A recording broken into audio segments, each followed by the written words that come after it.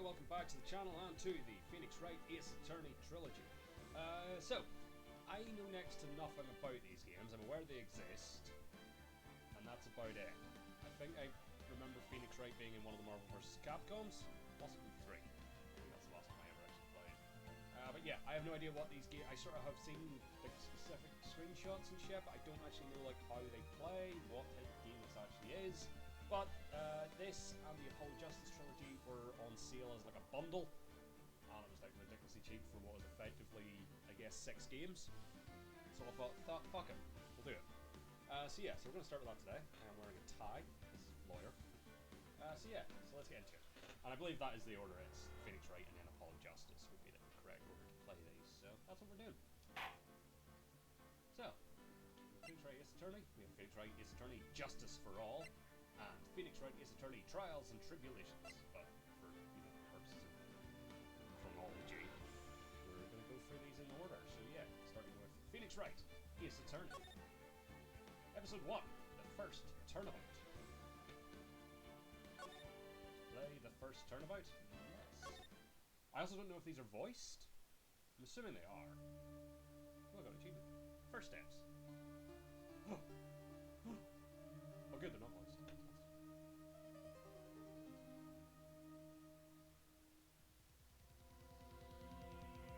Damn it! Why me? I can't get caught. Not like this. I've got to find someone to pin this on. Someone like him. I'll make it look like he did it. Okay. Oh, I'm into this already. August 3rd, 9:47 AM, District Court. Defendant lobby number 2. Boy, am I nervous. Right. Oh, hiya, Chief. Whew, I'm glad I made it on time. Well, I have to say, Phoenix, I'm impressed. Not everyone takes on a murder trial right off the bat like this. It says a lot about you, and your client as well. Thanks? Actually, it's because I owe him a favor. A favor? You mean you knew the defendant before this case? Yes. Actually, I kind of owe my current job to him. It's one of the reasons I became an attorney. Well, that's news to me. I want to help him out any way I can. I just really want to help him. I owe him that much. It's over! My life! Everything! It's all over! Is that your client screaming over there? Yeah, it's him. Death! Despair! Oh! I'm gonna do it! I'm gonna die! Sounds like he wants to die. Yeah. Nick! My name's not Phoenix. I'm Nick. Nice to meet. Hey there, Larry. Dude, I'm so guilty. Tell them I'm guilty. Give me the death sentence. I ain't afraid to die. What? What's wrong, Larry? Oh, it's all over. I'm finished. Finished. I can't live in a world without her. I can't. Who took her away from me, Nick? Who did this? Oh, Nick, you gotta tell me. Who took my baby away? The person responsible for your girlfriend's death. The newspapers say it was you. Damn. My name is Wright. Here's the story. My first case is a fairly simple one. A young woman was killed in her apartment. The guy they arrested was the unlucky sap dating her. Larry Butts. My best friend since grade school. Our school had a saying, when something smells, it's usually the butts. Oh, like not the school saying, it was like a saying around the school. Gotcha, it's not like official. In the 23 years I've known him, it's usually been true. He has a knack for getting himself in trouble. One thing I can say though, it's usually not his fault, he just has terrible luck. But I know better than anyone that he's a good guy at heart. That and I owe him one, which is why I took the case, to clear his name. And that's just what I'm going to do. August 3rd, 10 AM, District Court, courtroom number 2. Trialing Butts in number 2. Court is now in session for the trial of Mr. Larry Butts. The prosecution is ready, Your Honor. The defense is ready. Mr. Wright, this is your first trial, is it not? Yes, Your Honor. I'm a little nervous. Your conduct during this trial will decide the fate of your client. Murder is a serious charge. For your client's sake, I hope you can control your nerves. Right? Thank you, Your Honor. Mr. Wright, given the circumstances, I think we should have a test to ascertain your readiness. Yes, Your Honor.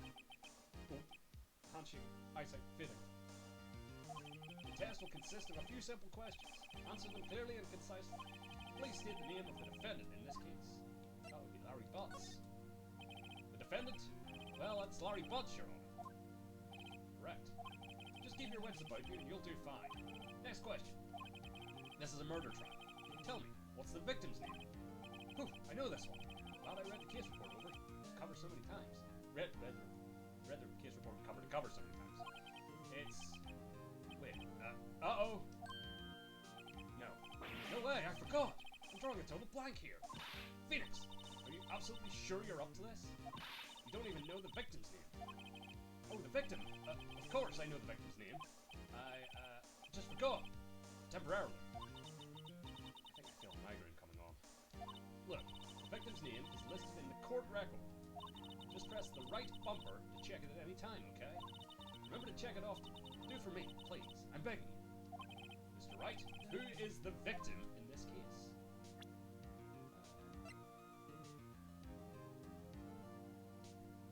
There we go. No, Cindy? Cindy Stone? Yes. Cindy Stone. The victim's name is Cindy Stone. Correct. Now, tell me, what was the cause of death? She died because she was... Well, I don't need to look at the court report for that because we saw the man with the statue. She was hit with a blunt object. She was struck once by a blunt object. Correct. You've answered all my questions. I see no reason why we shouldn't proceed. You seem much more relaxed. Good for you. Thank you, Your Honor. Because I don't feel relaxed, that's for sure. Well then, first, a question for the prosecution. Mr. Payne? Yes, Your Honor. As Mr. Wright just told us, the victim was struck with a blunt object. Would you explain to the court just what that object was? The murder weapon was this statue of the Thinker. It was found lying on the floor next to the victim. I see. The court accepts it into evidence. Statue added to the court record. Statue in the shape of the Thinker. It's rather heavy. Right? Be sure to pay attention to any evidence added during the trial. That evidence is the only ammunition you have in court. Use the right bumper to check the court record frequently. Gavel. Mr. Payne, the prosecution may call its first witness. The prosecution calls the defendant, Mr. Butts, to the stand. Chief, what do I do now? Pay attention. You don't want to miss any information that might help your client's case. You'll get your chance to respond to the prosecution later, so be ready. Let's just hope he doesn't say anything unfortunate. Uh-oh, Larry gets excited easily. This could be bad. He looks fine. Mr. Butts, is it not true that the victim had recently dumped you? Hey, watch it, buddy. We were great together. We were Romeo and Juliet, Cleopatra and Mark Antony. Didn't they all die? I wasn't dumped. She just wasn't taking my phone calls or seeing me, ever. What's it to you, anyway? Mr. Butts, what you describe is generally what we mean by dumped. In fact, she had completely abandoned you and was seeing other men. She had just returned from overseas with one of them the day before the murder. What do you mean, one of them? Lies! All of it lies! I don't believe a word of it! Your Honor, the victim's passport. According to this, she was in Paris until the day before she died. Passport added to the record. So the victim apparently arrived from Paris on the 30th of July, sorry, for American days. The day before the murder. Indeed. She appears to have returned the day before the murder. Dude, no way. The victim was a model, but did not have a large income. It appears that she had several sugar daddies. Daddies? Sugar? Yes, older men who gave her money and gifts. She took their money and used it to support her lifestyle. Dude! We can clearly see what kind of woman this Miss Stone was. Tell me, Mr. Butts, what do you think of her now? Right? I don't think you want him to answer that question. Yeah, Larry has a way of running his mouth in all the wrong directions. Should I stop him from answering? My client had no idea the victim was seeing other men. That question is irrelevant to this case. Wait. Dude, Nick, what do you mean, irrelevant? That cheating she-dog. I'm gonna die. I'm just gonna drop dead. Yeah, and when I meet her in the afterlife, I'm gonna get to the bottom of this. Got it. Let's continue with the trial, shall we? I believe the accused's motive is clear to everyone. Yes, quite. Oh boy, this is so not looking good. Next question. You went to the victim's apartment on the day of the murder, did you not? No. Well, did you or did you not? Well, maybe I did and maybe I didn't. Uh-oh, he went. What did I do now? Or what did I do? How to answer false. I know, I'll send him a signal. Tell the truth. Yeah, I was there. I went. Order! Well, Mr. Butts, dude, chill. She wasn't home, man, so, I didn't see her. Objection! Your Honor, the defendant is lying. Lying? The prosecution would like to call a witness who can prove Mr. Butts is lying. Well, that simplifies matters. Who's your witness? The man who found the victim's body. Just before making the gruesome discovery. He saw the defendant fleeing the scene of the crime. It's gonna be the murderer, isn't it? Order! Order in the court! Mr. Payne, the prosecution may call its witness. Yes, Your Honor. This is bad. On the day of the murder, my witness was selling newspapers in the victim's building. Please bring Mr. Frank Sawit to the stand. Yeah, murderer. Mr. Sawit. Saw it! Mr. Saw it, cause he's the witness. Damn. You sell newspaper subscriptions, is this correct? Oh yes, newspapers, yes. Mr. Saw it, you may proceed with your testimony. Please tell the court what you saw on the day of the murder. Witness testimony.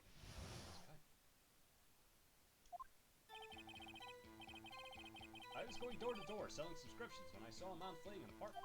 I thought he must be in a hurry because he left the door half open behind him. Thinking it strange, I looked inside the apartment. Then I saw her lying there. A woman. Not moving. Dead! I wailed in fright and found myself unable to go inside. I thought to call the police immediately. However, the phone in her apartment wasn't working. I went to a nearby park and found a public phone. I remember the time exactly. It was 1 p.m. The man who ran was, without a doubt, the defendant sitting right over there.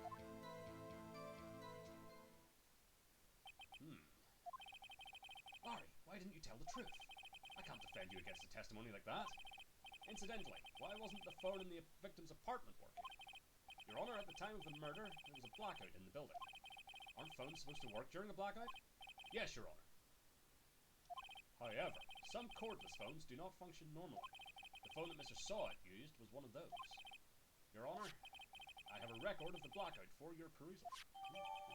Electricity to Miss Stone's building was out from noon to 6 p.m. on the day of the crime. Now, Mr. Wright. Yes! Yes, Your Honor. You may begin your cross-examination. Cross-examination, Your Honor? Alright, Wright. This is it. The real deal. What exactly am I supposed to do? Why, you exposed the lies in the testimony the witness just gave. Lies? What? He was lying? Your client is innocent, right? Then that witness must have lied in his testimony. Or is your client really guilty? How do I prove he's not? You hold the key. It's in the evidence. Compare the witness's testimony to the evidence at hand. There's bound to be a contradiction in there. First, find contradictions between the court record and the witness's testimony. Then, once you've found the contradicting evidence, present it and rub it in the victim or witness's face. Okay. Open the court record with the right bumper, then point out contradictions in the testimony. Okay, I can do that. Cross-examination.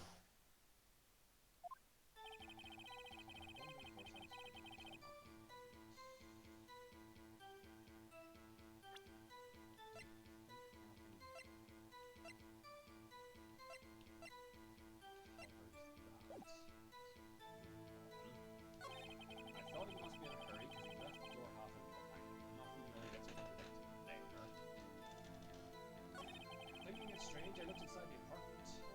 Then I saw her lying.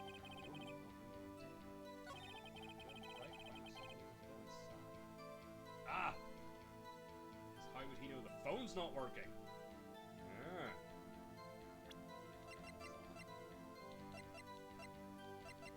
Really contradicts that. I'll call the police immediately.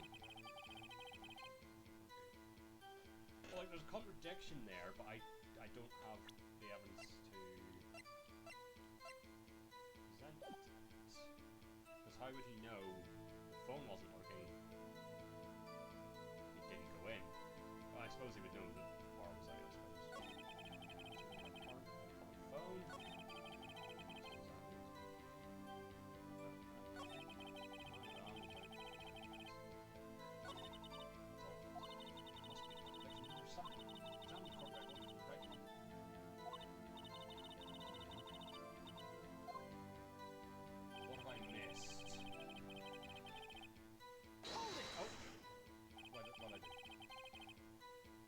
Leaving an apartment at common sight? I find it odd you would take notice of it. I don't know. It just seems strange to me, that's all. Like he was mad, yet frightened at the same time. Just like a criminal fleeing the scene of a crime. The defense requests that the witness refrain from conjecture. Of course, what the witness means is that the man he saw looked suspicious. So what happened next? Oh, press like 4 more. Yeah, as much information as possible. Half open, you said. Yes, the door was open halfway. Yes. I watched for a moment. No one came to close the door. That's odd in a big city like this, I thought. I see. And what happened next? Thinking it strange, I looked inside the apartment. What gave you the idea to do that? Well, the door was half open, you see. Isn't it only human to want to peek? Climb mountains because they are there. It's the same thing. True words have never been spoken. Anyone can decide. So you looked into the apartment. What happened there? Yeah, I saw her lying there. A woman, not moving. Dead.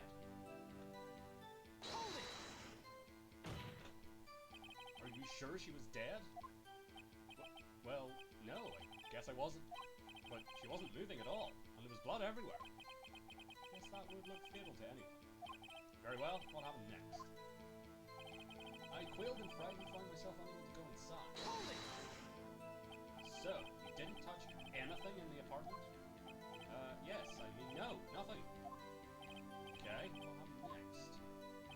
I felt to call the police immediately. You thought to call the police? Does that mean you didn't actually call them? Please, listen to the rest of the testimony. You thought to call the police. What happened next? However, the phone in her apartment wasn't working. You didn't go in. The phone in her apartment wasn't working. Yes, I mean, no, it wasn't, right? Well, you said you didn't go into the apartment. Or did you? Oh, that? I can explain that. There was a cordless phone on a shelf in the entrance. I reached inside and tried using that to call. And that phone wasn't working, correct? What happened next? I went to a nearby park and found a public phone. Why use a public phone? Well, you see, I don't have a cell phone. And being the middle of the afternoon, there was no answer in the nearby apartments. Ah, right. What time did you call again? I remember the time exactly. It was 1 p.m. The man who ran was... Oh, I forgot to...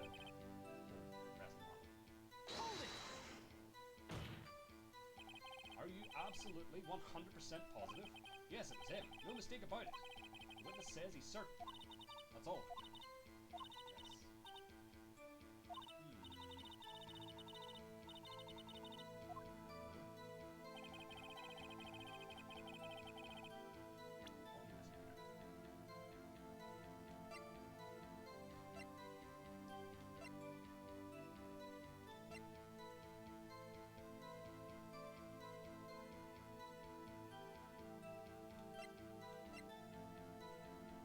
Evidence contradicts any of this. Unless it's that the nearby park would also not have power? So it could use that phone? I don't know.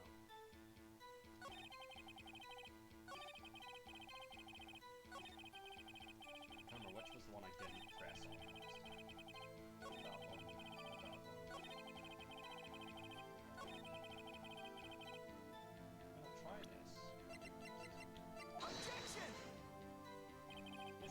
clearly reveals the contradiction in that statement, Your Honor. How exactly are that evidence and the statement just now related? They aren't, are they? They aren't, are they? No, not at all. Mr. Wright, please think the facts over for me. I don't think that won me any points with the judge. Yeah. Hold it! That's not last time. 1 p.m. Are you certain? Yes, absolutely. Really confident. 1 p.m. Right. Doesn't that seem strange to you? Present some evidence to contradict it.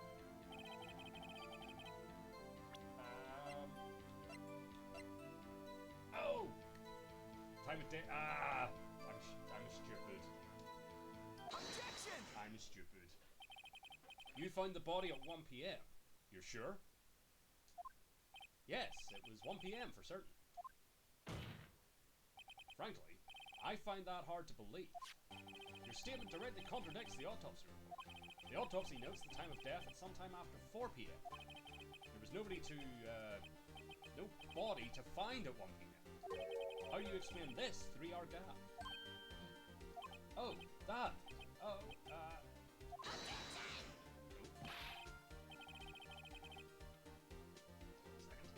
This is trivial. The witness merely forgot the time. After his testimony, I find that hard to believe. Mr. Sawat, why were you so certain that you found the body at 1 p.m.? Gee, that's a really good question. Good job, Wright. Way to put him on the spot. That's all you have to do. Point out contradictions. Lies always beget more lies. See through one, and their whole story falls apart. Wait, I remember now. Would you care to give your testimony again? Okay, the time of discovery. You see, when I found the body, I heard the time. There was a voice saying the time. It was probably coming from the television. Oh, but it was 3 hours off, wasn't it? I guess the victim must have been watching a video of the taped program. But the power was off. We'll get the full thing in envelope. That's why I thought it was 1 p.m. Terribly sorry about the misunderstanding. Yeah, well, we immediately know the contradiction there. I see. You heard a voice saying the time on a taped program. Mr. Wright, you may cross-examine the witness. Right. You know what to do. I've got this one. We'll press him on everything just to... Actually, no. Well, yeah. You see, when I found the body, I heard the time. Hold it! Might as well get everything. You said heard, not saw? Yes, heard. All I saw was the body lying there. I didn't think to look at anything else. Least of all my watch. Isn't that a little strange? So you're saying you heard something? But if you were so shocked by the body, you wouldn't hear anything at all. The witness did say he actually heard the time. It's ludicrous to suggest he wouldn't hear anything. Yeah. I have to agree with the prosecution. Witness, continue your testimony. There was a voice saying the time. It's probably coming from the television. The hell it was. Objection! Hold it right there! The prosecution has said there was a blackout at the time of the discovery. And this record proves it. Yeah, lawyering. You couldn't have heard a television or a video. The defense has a point. Do you have an explanation for this, Mr. Sawat? No, I find it quite puzzling myself. Quite. Wait, I remember now. Mr. Sawat, the court would prefer to hear an accurate testimony from the very beginning. These constant corrections are harming your credibility. That, and you seem rather distraught. My apologies, Your Honor. It must have been the shock of finding the body. Very well, Mr. Sawat. Let's hear your testimony once more, please. Hearing the time. Actually, I didn't hear the time. I saw it. There was a tablecloth in the apartment, wasn't there? Yeah, the murder weapon. Kill it. Fuck you. Court record. Oh, yeah, fuck you.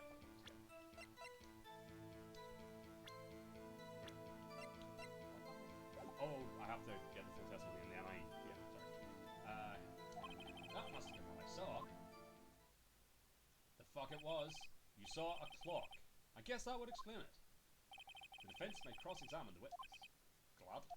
Yeah, because I already know what it is this time. Hearing the time. I like this. This is fun.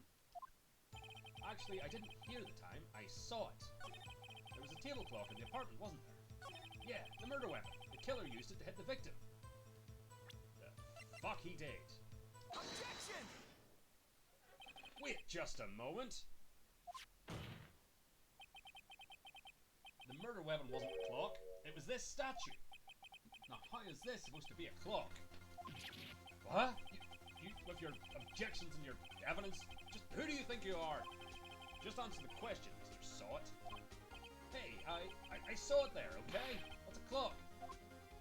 Your Honor, if I may. Yes, Mr. Payne? As the witness stated, this statue is indeed a clock. The neck is a switch.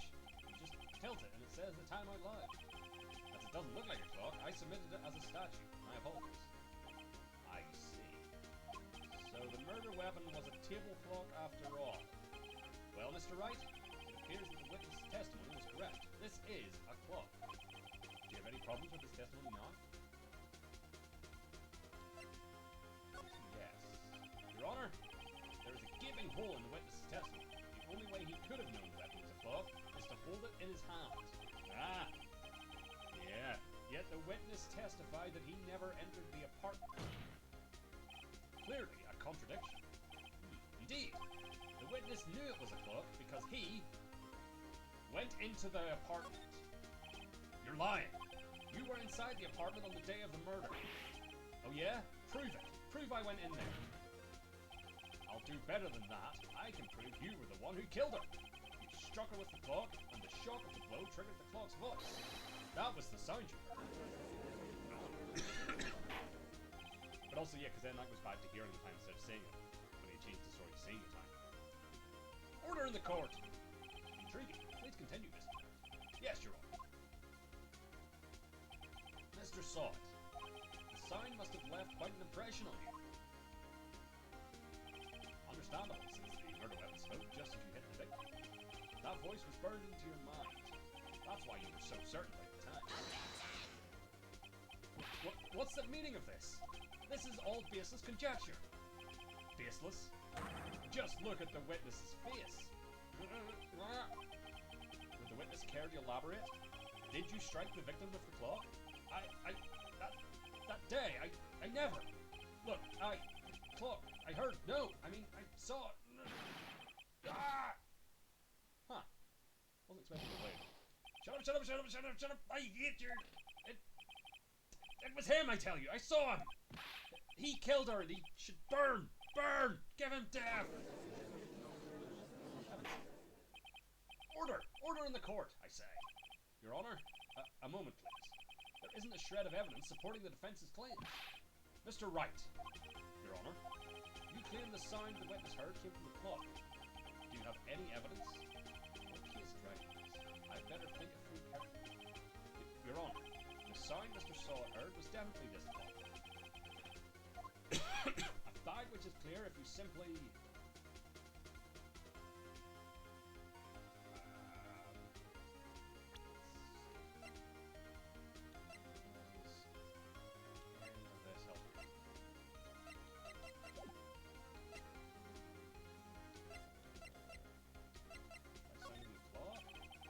Sign the clock now, here in this court. Your Honor, may I have the clock? I ask the court to listen very carefully. Beep. I think it's 8:25. That certainly is a strange way to announce the time. Well, he is the thinker, after all. So we've heard the clock. What are your conclusions, Mr. Wright? Mr. Payne, can you tell me what time it is now?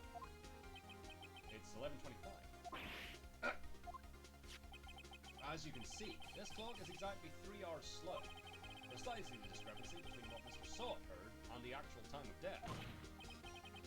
So, Mr. Saw It, try to talk your way out of this one. Ha! Ha! Ha! Ha!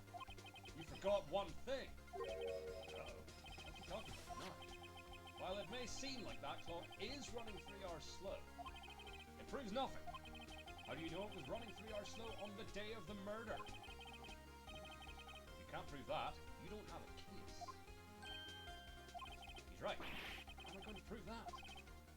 Damn, I'm so close. Mr. Wright, it seems you lack the critical evidence to support your claim. Yes, Your Honor. This means I cannot let you indict the witness. Unfortunately, this ends the cross-examination of Mr. Frank Sott.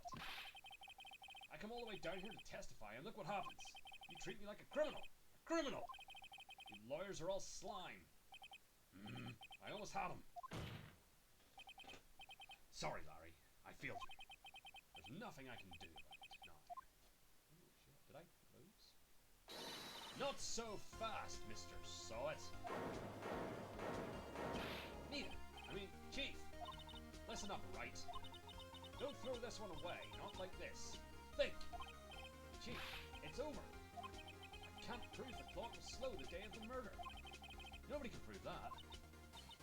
Well, yes. But that doesn't mean you can't still win. Try thinking out of the box. Don't waste time doubting the facts. Assume the clock was 3 hours slow and think through it. Ask yourself, why was the clock 3 hours slow? Figure out the reason and you'll have your proof. Right? Can you think of a reason as to why the clock would be 3 hours slow? I'm gonna say yes. And hopefully it'll come to me. Wait! Maybe I can prove it. You must have evidence somewhere that can prove it. Find it and let them have it. Well, Mr. Wright, you say the clock was already running slow on the day of the murder. Have you found evidence to support this claim? Of course. There is a piece of evidence in the court record that can prove my claim beyond a doubt. Ha! Tough words. Let's see you pull this one off. Let's see this evidence that proves why the clock was running slow.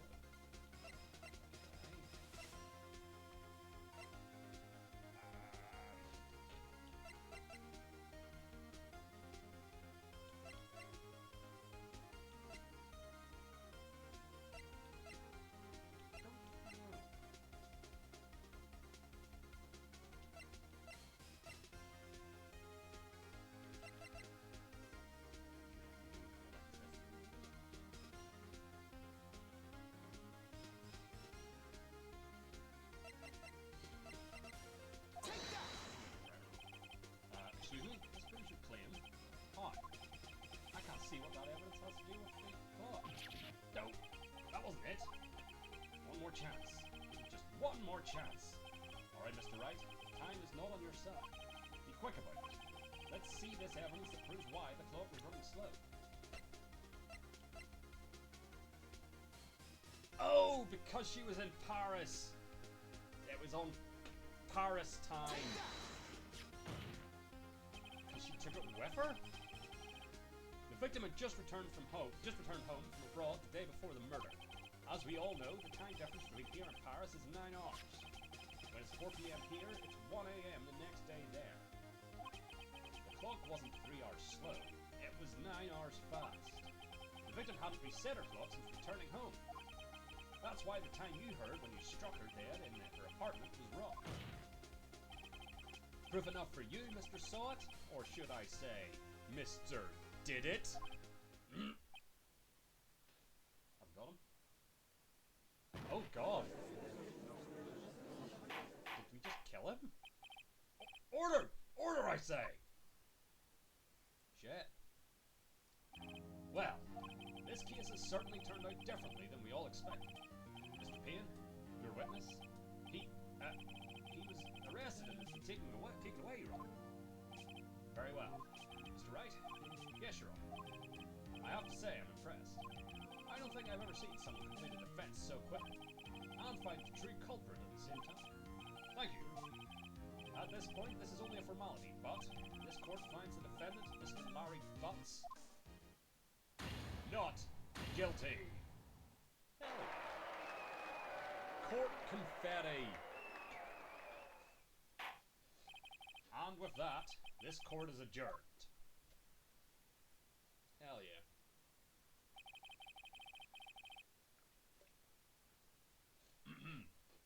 It turns out that Frank Sott was a common burglar. He posed as a newspaper salesman to check and see when people were out of the house. That day, Larry went to her apartment, the victim wasn't home. After he left, Mr. Sawat let himself in to do his dirty work. While he was searching her place, the victim returned. Flustered, Mr. Sawat grabbed the nearest blunt object he could find.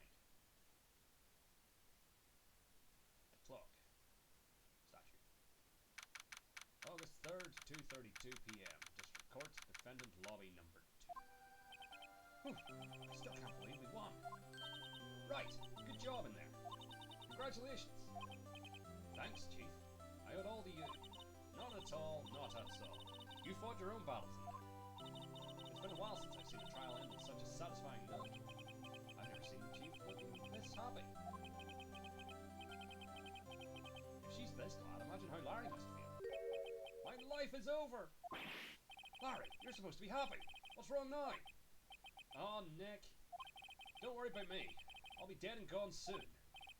Good. Wait. No. I mean, bad. Bad. Larry, you're innocent. The case is closed.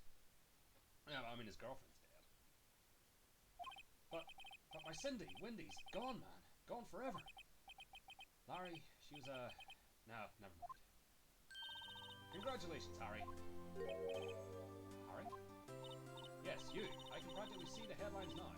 Harry Butts innocent. Thanks. I really owe you one. How's Larry? I won't forget this ever. Let's celebrate. Dinner? Movie? My treat? Oh, no, I couldn't. Hey, I was the one who cut you off, the book. Oh, hey! Here, take this. It's a present. That's evidence. A present? For me? Wait, wasn't this the evidence that... Actually, I made this clock for her. I made one for her and one for me. What? Really? You made this? Well, thank you. I'll keep it as a memento. Yo, Nick. Can you believe it? I was so into that chick. And she was just playing me for a fool. Don't that make you want to just cry? Sob? Larry? Are you so sure? Excuse me? I think she thought quite a lot of you in her own way. You don't gotta sympathize with me. It's okay. It's okay. Oh, I'm not just sympathizing, really. Isn't that right, Wright? Don't you have something to show your friend? Something that proves how she felt about him? Huh? Oh yeah, right.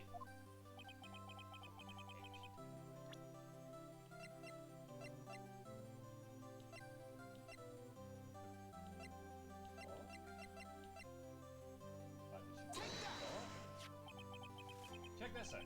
Proof positive you weren't just some chump. Huh? What about that clock? This is the clock you made for her.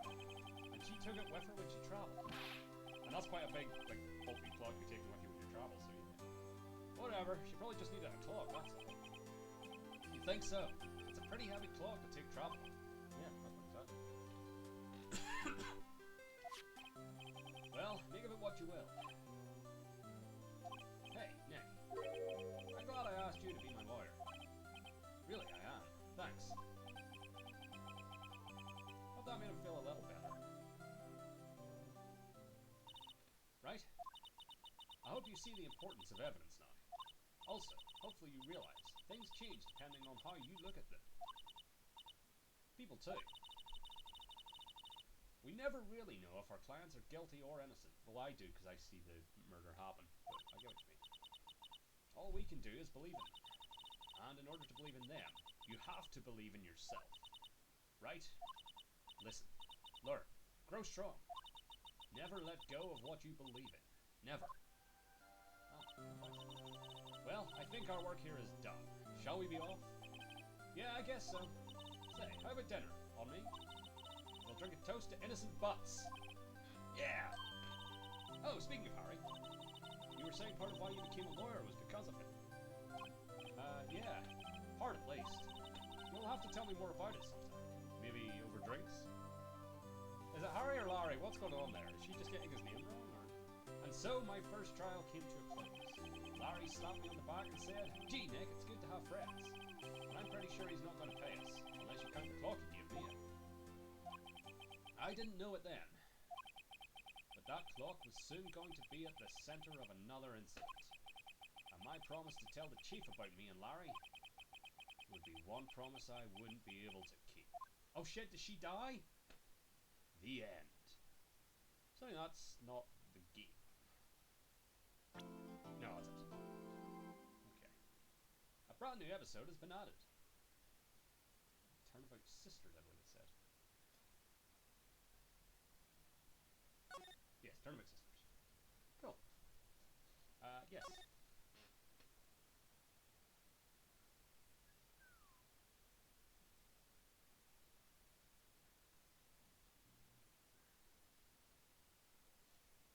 Yeah, just in there, I suppose.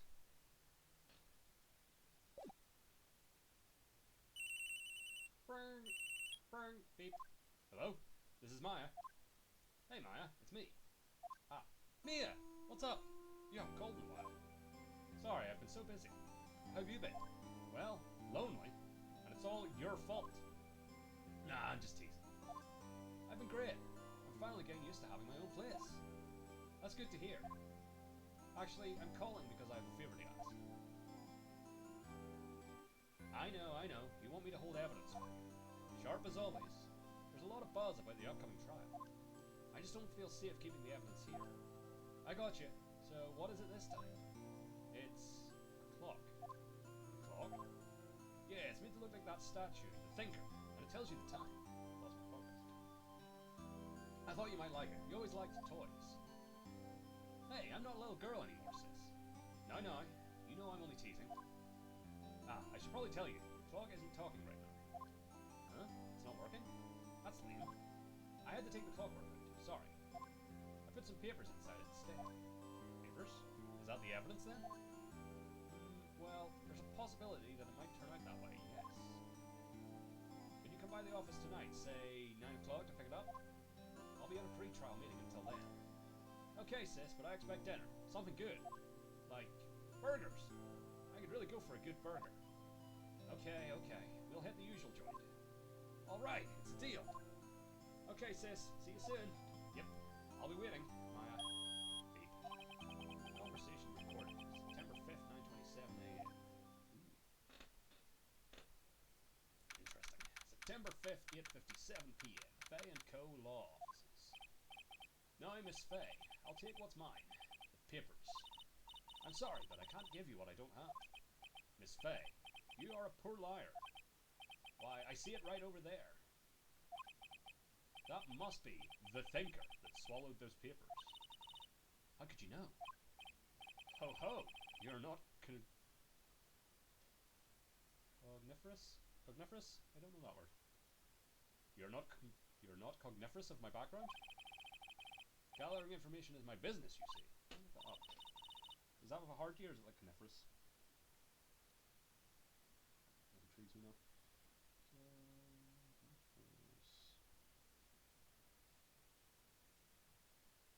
Might have misspelled it. No, it's right. Oh, it's not a real word. Okay. Yeah, just slightly spoiled something there, but that's fine. That happens. Like it sounds like it is, because it's like cognitive and all that shit. I should have been more careful. Ho-ho. My dear Miss Faye, I am so very sorry. But I am afraid I must ask you for one more thing. Your eternal silence. Farewell, Miss Faye.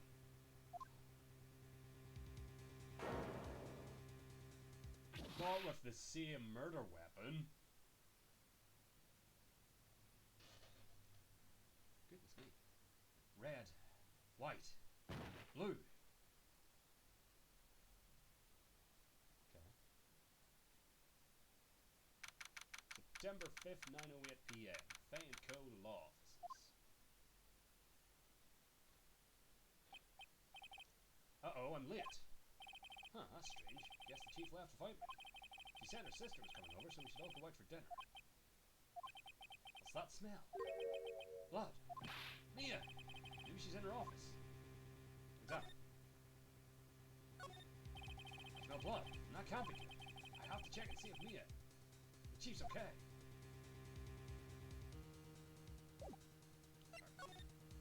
To the office. That smell. Blood! Sis! Someone's there. Chief? Chief! Chief!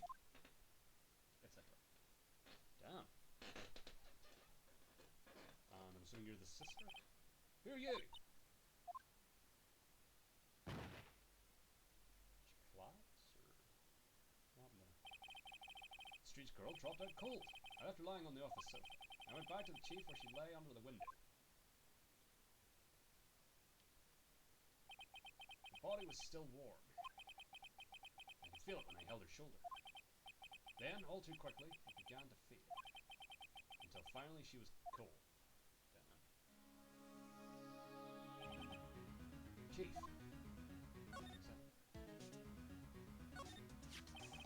It's encrusted with dry blood. How ironic that this became the murder weapon. Again. Chief. It's hard seeing her like this, but if there are any clues here, she was struck on the head with a blunt object. She probably died instantly. The thinker, lying next to her, must have been the murder weapon. The murder weapon. Looks like a statue, but it's actually a clock. Made by Larry Butts. There are some glass shards near the chief's body. Must be pieces of the glass light stand lying broken in the back of the room. Glass shards added to the court record. Nothing else that seems like a clue. Piece of paper. It must have fallen from Mia's hand. What could it be? Oh. A word is written in blood on this scrap of paper. Maya. Can you write this? This piece of paper is a receipt from the department store. Dated yesterday. Department store receipt with letters written in blood on the back. I think that's enough snooping around for now. I'd better call the police. Find out what that girl was doing.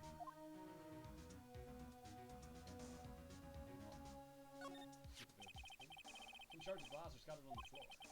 Seems to be the remains of glass lights.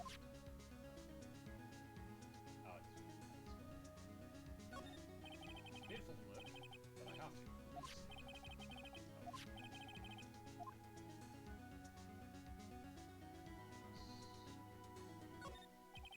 The chief's chair. A simple, functional design. Feels pretty good to sit in, too.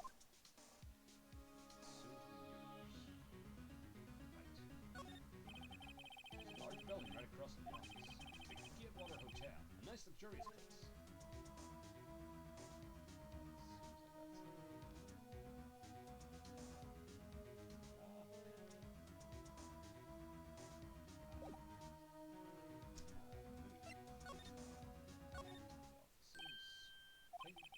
That girl just now.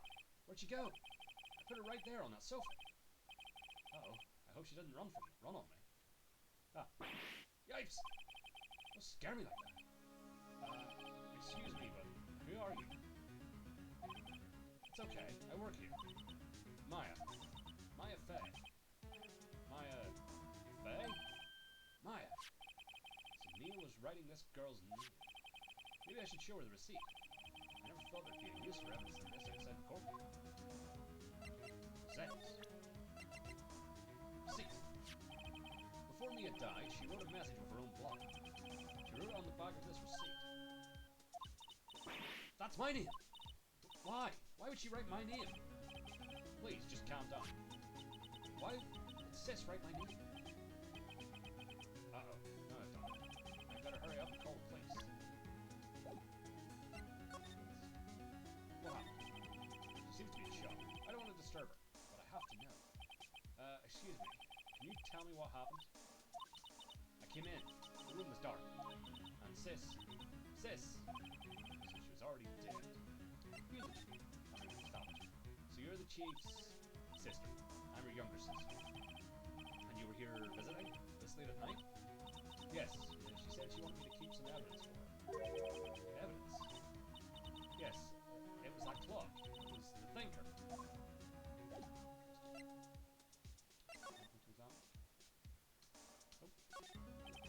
The reception desk. I usually sit in here. You couldn't cram more legal books in here even if you wanted to. You can gaze upon the shelves without feeling intimidated. The door to the chief's office. It's slightly open. I better not touch the door now. This sofa is for clients. It's leather. A real luxury model.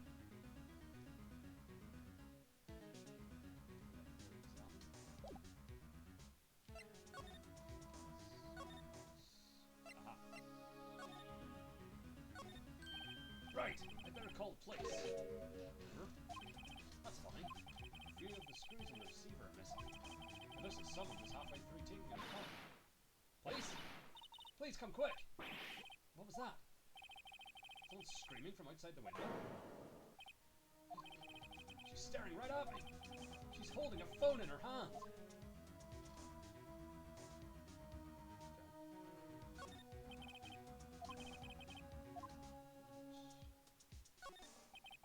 Banco legible. Everything is written in the chief's ultra neat handwriting. It's a small office, but it makes a good bit of money.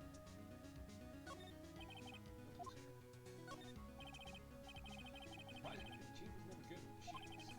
But all she used this PC for was email. She picked up this ancient model in the garage sale for practically nothing. All the chief's important documents are packed in here. This is where she filed the case records and recent warnings.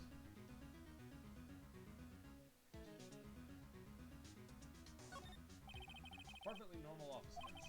Chief had a very particular policy about office decor. Spend big on stuff the clients use, but keep your own stuff simple.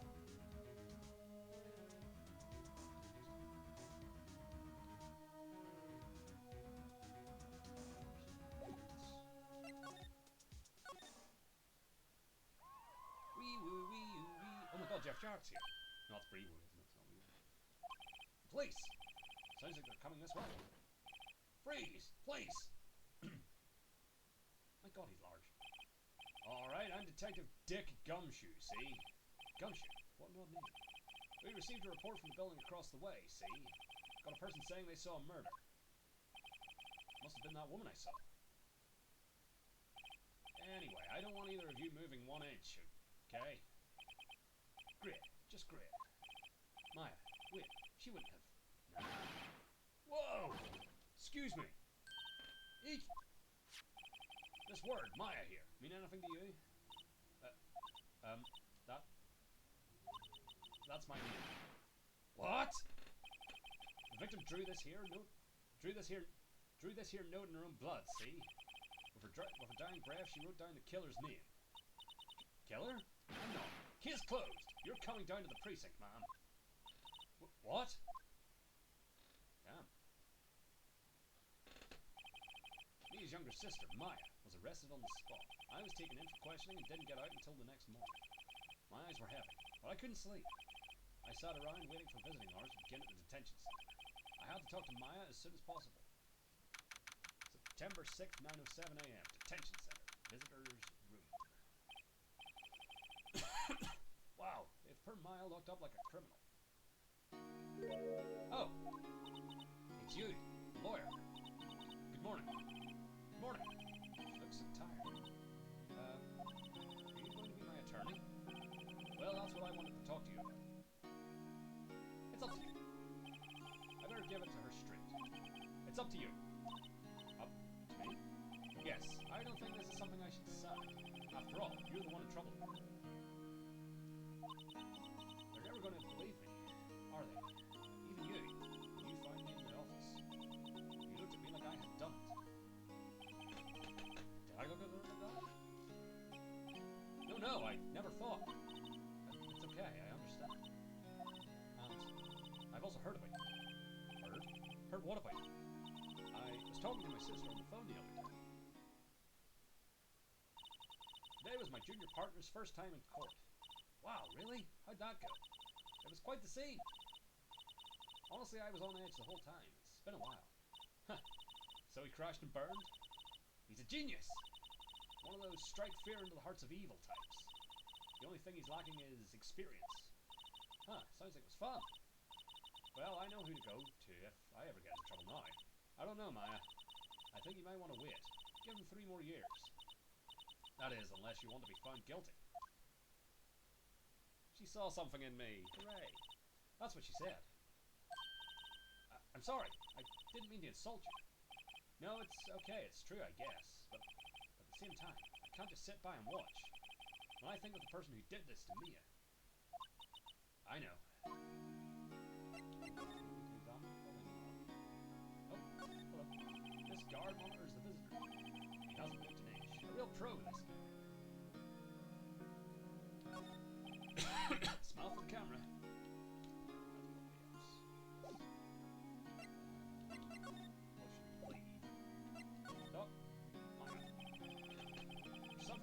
ask you, I'm wanting to ask you. Yes? What's with that outfit? Oh, this? This is what all acolytes wear. It's my uniform, you can say. Acolytes? Like people in religious training? What is it you do? Oh, it's nothing strange, really. I'm a spirit medium in training. Spirit medium. I'm pretty sure that qualifies as strange. Hedicron. Could you tell me about the day of the murder? Yes. Let's see. That morning, I got a call from my sister. She wanted me to hold on to a piece of evidence for an upcoming trial. Evidence? Yes, that clock shaped like the Thinker. The one Larry made. How could that have been evidence in the case? Right. She said something about that. She said something about that. I remember. Do you want to hear it in her own voice? Her own voice? Yes. Yes, I'm pretty sure our conversation is on my cell phone. You recorded it? Yeah, I forgot how to delete those things. Your cell phone. So you say you have a conversation with your sister on your cell phone. Let's hear it. Right. Oh, I just remembered. That detective took my cell phone. Sorry. Oh, right. Of course. Next time I see Detective Gumshoe, I'll ask him for it. I'll write you a note so you don't forget, okay? Sure, thanks. The conversation I had with my sister was recorded on my cell phone. Why isn't it? The day of the crime. No, it's okay. All I've been doing the last few hours is talking about it. I've kind of gotten used to it. Let's see. That morning I got a call from my sister. She wanted me to hold on to a piece of evidence for an upcoming trial. That's the Thinker clock with Larry. Practically qualifies as a serial murderer by now. So then, when did you arrive at the office? It was right around 9 o'clock. The lights were off and I could smell blood. Then I found her. My sister. Thanks, Maya. That's all I need to hear for now. Spirit medium. So, you're an acolyte. A medium in training. That's right. The Fae family, especially the women, have always been very sensitive to the spirit world. Wait a second, you said the Fae family? So Mia was into this stuff too? Of course! She left the mountain to follow her career, she said. Her powers were first class too. I had no idea. Wait. What? So you're a real honest-to-goodness spirit medium? With ESP and all that? Yes, in training. Well, can't you contact me as spirit then? We can just ask her who killed him. I'm sorry. I'm still in training. I couldn't do something on that level. I thought that would be too easy. Something the matter? I was wondering, could I ask you a favour? This is the address of a famous lawyer. My sister gave me this a long time ago. She said if I was ever in trouble, I should call him. And, well, I'm in trouble. You think you could go ask him to represent me? Accept. Sure, why not? I'll go ask. Thank you so much. I have no one else to turn to. Say, what about your parents? Tragically dead? I see. Don't worry. Leave it to me. Thank you. The trial's tomorrow at 10. What? Tomorrow? Tomorrow. What if this guy refuses? He told me that if I don't find one, the state will pick an attorney to defend me. When will that happen? They're giving me until 4 this afternoon. The visiting hours are almost up. I better hurry. Right, I'll be back. Grossberg Law Offices. September 6th, Grossberg Law Offices. Oh, these are nice. According to the receptionist, the big boss is out. She couldn't say when he'd be back. Must be hard to keep track of everything when you're a famous lawyer. Not to mention running an office like this. I guess I'll just have to come back later. But first. That painting has been bugging me ever since I stepped in here. The oil paint is so thick it's practically giving me a stuffed nose. I'm sure the price is nothing to sneeze at either, for that matter. An expensive potted plant. No idea what kind of plant it is, but it's probably the most expensive one available. Table for clients. An elegant ebony case, and if I'm not mistaken, that lighter's made of solid gold. Even I can tell someone here's got money to burn.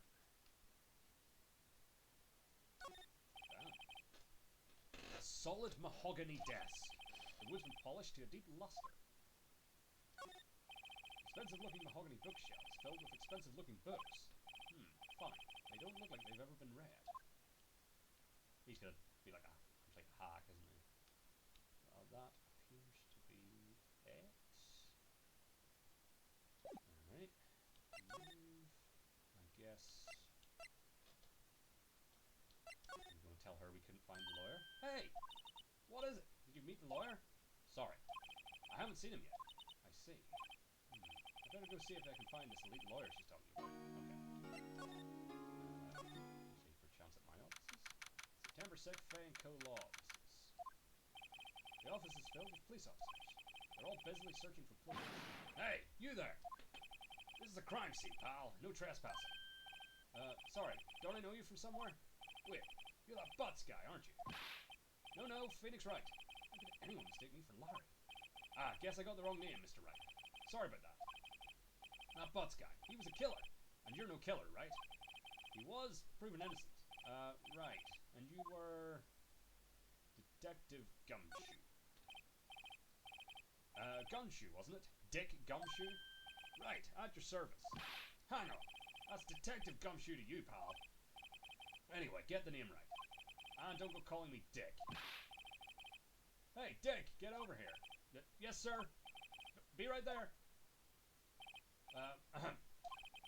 You're a lawyer, right, pal? If you've got business here, you better do it quick.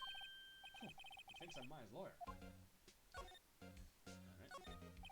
Mia's favorite pot of plant. I remember it had this bizarre name no one could ever remember. Cordeline Stricta, pal. Who's that? The pilot said pal, tells me to call him Dick. An old movie poster. Apparently, this was the first movie that made Mia cry when she saw it. I'll have to check it out one of these days. Mia's desk. Perfectly clean as always. The only thing it's missing is Mia. There's a horrendous amount of legal books here. Scarier still is that Mia probably read all of these. Window. The sky is blue, and so am I. There's that hotel right across the way.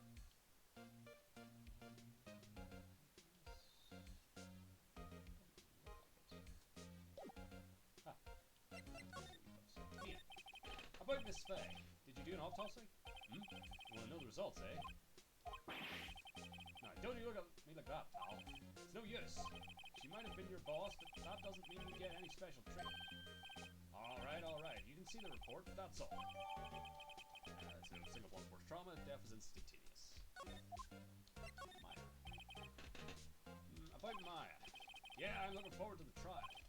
Sorry, pal, but this is one trial you aren't going to win. Why would you say that? The city's put prosecutor Edgeworth on the prosecution. Edgeworth. I'm sure you know what that means, you being a lawyer and all. Edgeworth? Prosecutor Edgeworth. That's right, pal. Mr. Miles Edgeworth himself. Wait, you do know him, don't you? Of course not. I don't. Never heard of him. Whoa, you call yourself a lawyer, pal? About 4 years ago, this Edgeworth guy became a prosecutor at the age of 20.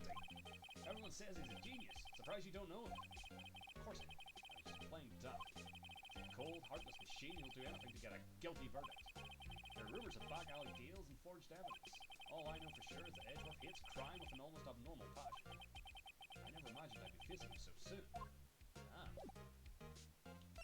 Alright, let's try the Grossberg Law offices again. Is he here? Is there anything new? No. It's starting to look like I'm gonna be Maya's lawyer.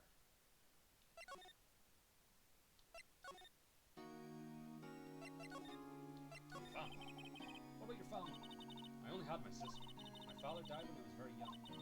I don't know where my mother is. Don't know. She could still be alive. Your mother? The women in my family have been mediums for generations. They say a lot of spiritual power runs in our blood. About 15 years ago, our family was involved in an incident. There was a man and he ruined our mother's life. Ruined. After that, she disappeared. Several years after that, my sister announced she would become a lawyer and she left the money. So, you live by yourself? Yes, I've got used to it. Oh, also, I had to become independent or I would lose my powers. Feel bad, all by yourself on that night. What was that? So, who was this man who ruined your mother? About 15 years ago, there was an unusual murder case. It made quite a stir. Everyone was talking about it. Apparently, the police were running out of leads and they were getting desperate. Wait, spirit meeting, did they? The police convinced my mother to try to contact the victim. Wow, so what happened? The case was solved. We thought.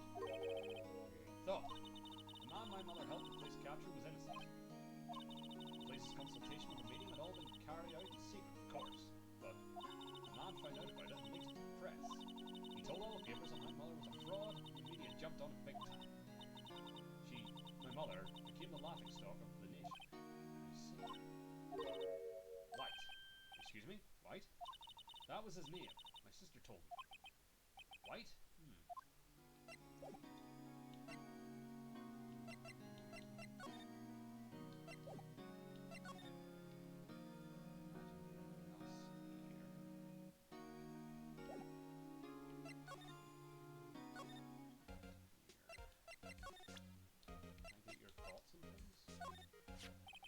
I was wondering, do you know anything about this? That statue? It's the murder weapon. Huh, I think the clock is just a statue, too. I'm starting to wish I'd never seen this. There's broken glass at the crime scene, right? Oh, that. Seems like a glass stand next to the victim fell over. The glass shards are pieces of the broken stand. There was a piece of paper next to the victim, wasn't there? Yeah, the one with the killer's name written on it. Are you sure that Mia wrote it herself? Given the condition of the writing, it's hard to say if it's her handwriting or not. So there's no proof that Mia wrote it. Because also she died instantaneously. She wouldn't have had time. I was wondering, did you see my... Oh, that's what I'm supposed to be doing here, getting the phone. Did you see Maya Fey's cell phone? Oh, that? I have that. You think you could give it back? Sure. I mean, wait a second, pal. Tricky lawyer? Uh-oh, he's on to me. Tell him. Tell him why I want it. There's no way he'll give it out. Something the matter? Oh, no, it's just, you know, detective. Nope, I know nothing, pal. That cell phone has a lot of numbers on it, like her boyfriend's. A cell phone holds all a little girl's sweetest and spiciest secrets. You're trying to confuse me. Sorry, pal, I already checked all the numbers in memory. Impressive. You're quite the detective. Uh-huh. Oh, here, you can have the phone back. There weren't any suspicious call records in there after all. I didn't notice the recorded conversation. My cell phone received from Detective Kevin Shooter. Check the court record to hear the recorded conversation. I guess I've asked all the questions I need to. You all done, pal? Yes, thank you. I'll be heading out. Oh, wait. One more thing I wanted to mention to you.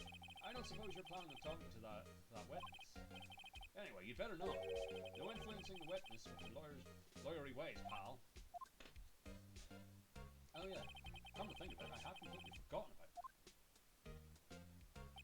The witness? Yeah, Miss April May. I'm sorry about this, but I can't tell you anything about it. Well, you just told me your name, Miss May, huh? So you sent her home already? Aha!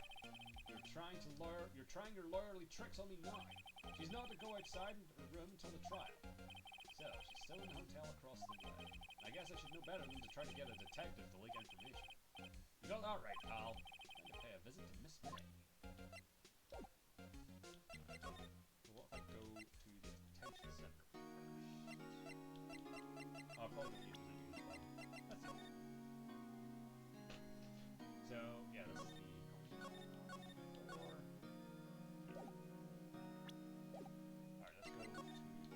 hotel. September 6th, Gatewater Hotel, room 303. Well, hello there, handsome. Hi. Smooth, right? Real smooth. You're the lawyer, aren't you? The detective told me. He said, don't say nothing to that lawyer, pal. T. No, the self. Thank Detective Gumshoe for making my job harder. Gee, this is all like something out of a movie.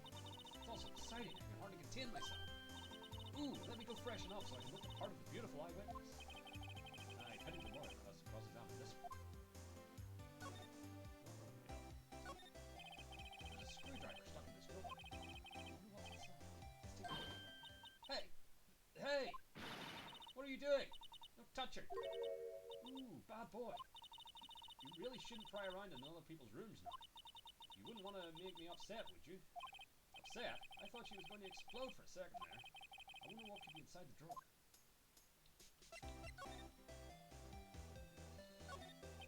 Flowers are fake as expected. I know some flowers are tulips, but that's about the extent of my flowers.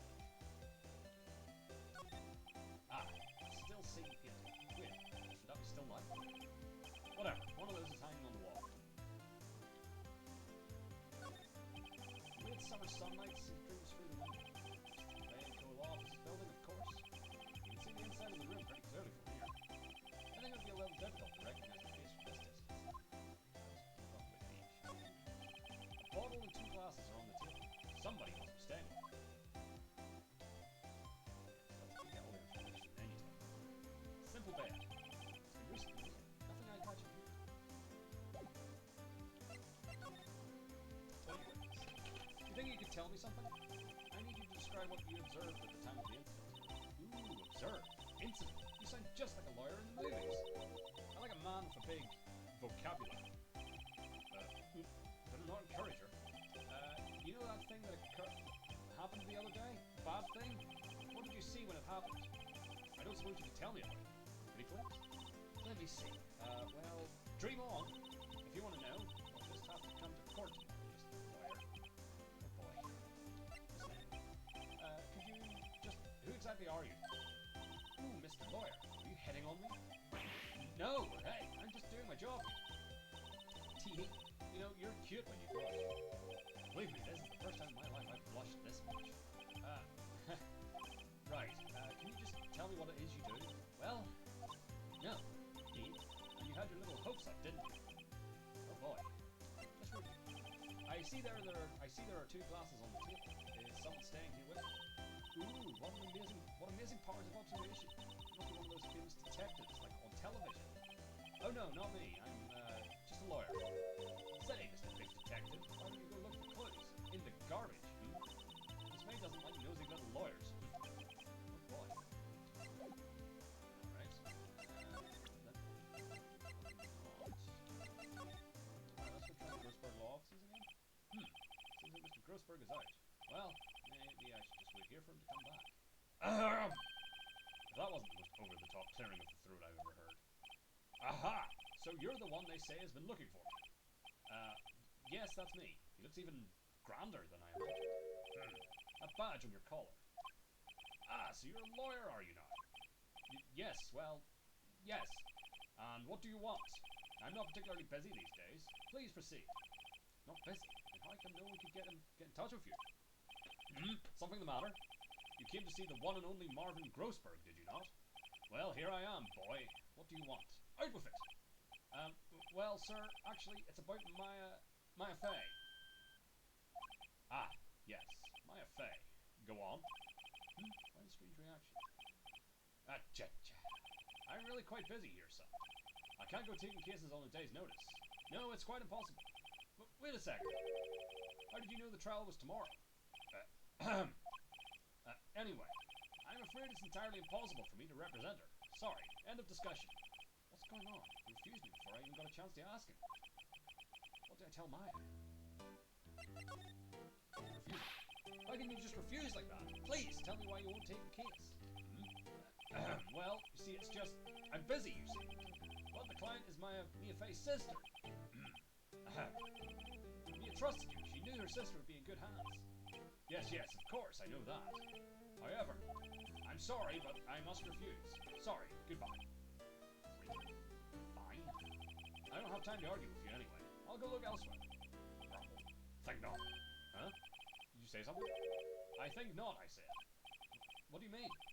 I'm terribly sorry, but I'm afraid that no lawyer worth their salt will take on this particular case. Terribly sorry, my boy. Why? I cannot say. I beg your pardon, but could you leave? No, I've nothing more to discuss with you. What's going on here? Mia, how did you know Mia Fey? I know you just said you had nothing more to discuss, but I'm going to ask you questions. She worked here a long time ago. Quite the apprentice, that. Learned my techniques in the blink of an eye. She left one day, quite suddenly. She had a mission, you see. A mission? You could see it in her eyes. She followed it with a burning passion. Never looked back that way. That's quite a painting. Aha! You noticed. It's my pride and joy. Impressive, isn't it? Well, isn't it? The colour of the sky, the hue of the sea, the weave of the straw hat. It's worth at least 3 million. I have no intention of parting with it, of course. No, I won't sell it. Not even to you. I wasn't interested. It's not for sale. I'm not buying. Alright. Yes. Back to distinction, son. sick, 3:42 p.m. Detention center. Visitor's room. Hiya. Oh, you're back. Did you find the lawyer? Well, what did I tell her? Well, see, just be honest.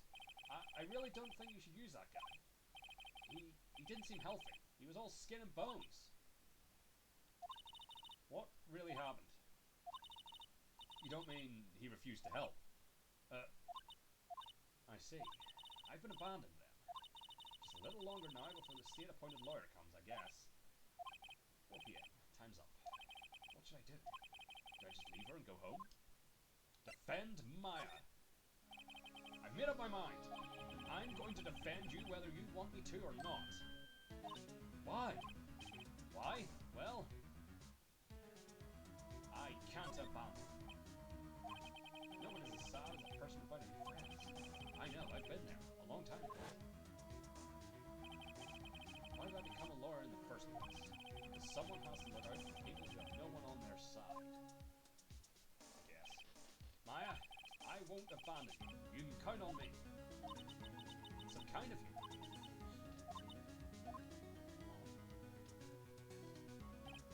Well, let's fight this one and get you out of here. Right, thank you. Whew. She smiled at once. She looks like an entirely different person. One last question. You are innocent, right? Yes! And I trust you. So you trust me too, okay? It's a deal. So, what next? There's something that's been bugging me.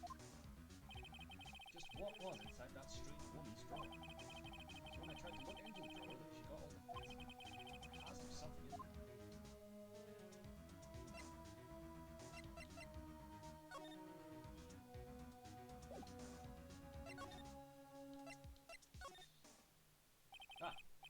Good afternoon, sir. Excuse me, you are... I beg your pardon, sir. I am the bellboy of this establishment. At your service, sir. Oh, right. I've just come up to deliver room service, sir. Do you know where Miss May might be? I believe our guest, Miss May, is currently using the, facilities? If you've no need of anything, I'll be taking my leave. Please, stay as long as you'd like. Enjoy. Yeah. Wait, no. Hey! Embarrassing myself. Wait, now's my chance to snoop around a bit. I almost forgot. Yeah, you came back real quick. Might I ask you to inform Miss May that there is a message for her? Please tell her that Mr. White of Blue Corps phoned. Oh, right, sure. Mr. White? Blue Corps? Where have I heard that? White. That was his name. My sister told me. White was the name of the guy who ruined Mia and Maya's mother. Could it be a coincidence? There's a screwdriver sitting in about half open door. Now's my chance to see what's inside. What do we have here? A wiretap? What would a woman like her be doing with a thing like this? Wiretap added to the court record. There's definitely something suspicious about this Miss May. Why does she have something like this in her hotel room? There's a story behind all this, I know it. Alright. I'll be using this bit of evidence in tomorrow's trial, that's for sure. Nice. I'll get to this woman's bottom. Wait, I mean, you know what I mean. Oh, bellboy, still there? Uh-oh, time to scrap. I look forward to the tango with you tomorrow, mister. Court. But we never told her about the message. To be continued. Like 9. Unless that was an episode. But I don't imagine it was.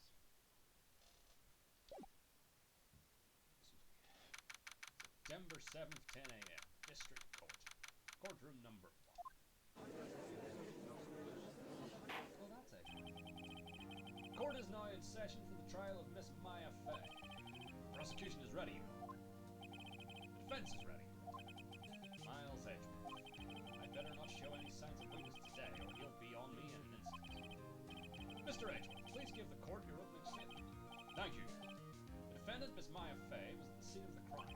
The prosecution has evidence she committed this murder, and we have a witness who saw her do it. The prosecution sees no reason to doubt the facts of this case, Your Honor. I see. Thank you, Mr. Edgeworth. Let's begin then. If we may call our first witness, Your Honor. The prosecution calls the chief officer of the scene, Detective Gumshoe. Witness, please state your name and profession to the court. Sir, my name's Dick Gumshoe, sir. I'm the detective in charge of homicides down at the precinct, sir. Detective Gumshoe, please describe for us the details of this murder. Very well, sir. Let me use this floor map of the office to explain. The body was found by this window here. And the cause of death? Loss of blood due to being struck by a blunt object, sir. The murder weapon was a statue of the Thinker found next to the body, sir. It was heavy enough to be a deadly weapon even in a girl's hands, sir. The court accepts the statue as evidence. They're still calling it a statue. Floor plan added to the court record. Now, detective. Yes, sir. You immediately arrested Miss Maya Fay, who was found at the scene, correct? Can you tell me why? Yes, sir. I had hard evidence she did it, sir. Detective Gumshoe, please testify to the court about this hard evidence. Maya Fay's arrested. As soon as the phone call came in, I rushed to the scene. There were two people there already. The defendant, Miss Maya Fay, and the lawyer, Mr. Phoenix Wright. I immediately arrested Miss Maya Fay. Why? We had a witness account describing her. The witness saw Miss Maya Fay at the very moment of the murder. The very moment, you say? Very well, Mr. Wright. You may begin your cross-examination. Yes, Your Honour. Cross-examine what? I couldn't see a single contradiction in that testimony. Whoosh. Smack! Hey, Maya just threw something at me. What's this? When my sister couldn't find any contradictions in a witness's testimony, she would bluff it and press the witness on every detail. The witness always slips up and says something wrong. It worked lots of times. I should have expected Maya would know some of her sister's tricks. Alright, let's give this a try. Something the matter? No, Your Honour. I'd like to begin my cross-examination. Okay. Yeah, just press. As soon as the phone call came in, I rushed to the scene. Hold it! Who did you say you got a call from? Hey, pal, don't play dumb. You know who. The call was from a customer at the Gatewater Hotel, right across from the scene. Right across from the crime scene. Okay, I pressed. Not sure it did much, though. Right, please continue. There were two people there already. Hold it! Detective Gumshoe, how long would you say it took between you receiving the call and your arrival at the scene of the crime? Right, I'd say it was about 3 minutes. That's pretty fast. Our motto this month is quick response. That's how I got there before the killer got away. Indeed. So, tell us who the two people you found on the scene. Yes, sir. The defendant, Miss Maya Fay, and the lawyer, Mr. Phoenix Wright. Oh, shit. Stop pressing on. I immediately arrested Miss Maya Fay. Hold it! Why is that? What's your reason? Why? We had a witness account describing her. Oh, that was also fun. The witness saw Miss Maya Fay at the very moment of the murder. Hold it! Hold on just 1 second. Yeah? If I heard correctly, you said you arrested her because you had hard evidence she did it, correct? Huh? Did I say that? Me? I heard you say it. You did say it. You said it. Exactly what about this suspicious woman in pink's claim was hard evidence? What? Miss May isn't suspicious, and she sure isn't pink, pal. Well, I guess she is pink. That's enough. Detective Gumshoe, do you have any more solid proof other than her claims, detective? I guess pressing can have its advantages. Yes! Yeah. Sorry, I got the order of things mixed up in my testimony, Your Honours. There was something I should have told you about first, Your Honour. Very well, detective. Let's hear your testimony again. Okay. Like it's obviously going to be known. After securing the suspect, I examined the scene of the crime with my own eyes. I found a memo written on a piece of paper next to the victim's body. On it, the word Maya was written clearly in blood.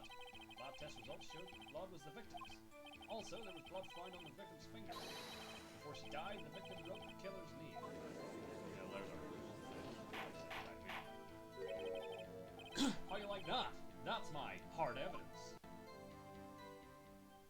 Before we begin cross-examination, I have a question for you, Detective. Your Honor, why didn't you testify about this vital piece of evidence the first time? I know. I'm real embarrassed I forgot about it, Your Honor, sir. Try to be more careful. Very well, the defense may begin its cross-examination. So yeah, assuming that's going to be the thing. securing the suspect, I examined the scene of the crime from overnight. What we will do is just arrest him in the case. And did you find any evidence? No, don't jump the gun on me, pal. Just listen. I'm getting to the good part. Got a bad feeling about this. I found a memo written on a piece of paper next to the victim's body. On it, the word Maya was written clearly in blood. Lab test results showed the blood was the victim's. Also, there was blood found on the victim's finger. Before she died, the victim wrote the killer's name. Death sensitivities. Objection! Detective Gumshoe, there's one thing I want you to clarify for me. You say that the victim, Mia Fey, wrote this note, that she was accusing the defendant, Maya Fey. That's really what you're saying? What? This isn't one of those lawyer tricks now, is it? Of course she wrote it. Who else could have? You have it backwards, detective. Backwards? The victim is the only person who absolutely could not have written it. This is a report from your department, detective. Immediate death due to a blow from a blunt object. She died immediately. But no buzzing your way out of this one, detective. Order! Order! The defense has a point. Someone who died immediately wouldn't have had the time to write anything down. Objection! Mr. Wright, I beg your pardon, but when exactly did you obtain that autopsy? When?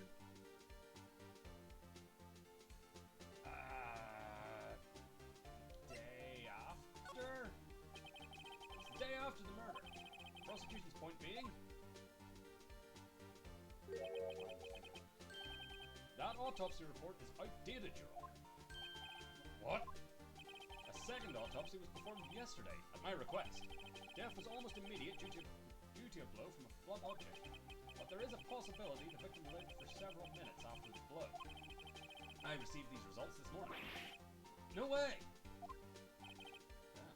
Your Honor, it's quite easy to imagine that the victim did have time to write Maya. That is all. I see. Damn you, Edgeworth! Should have known you'd have something up your sleeve. Why, Mr. Wright? You look shocked. Something you want to say?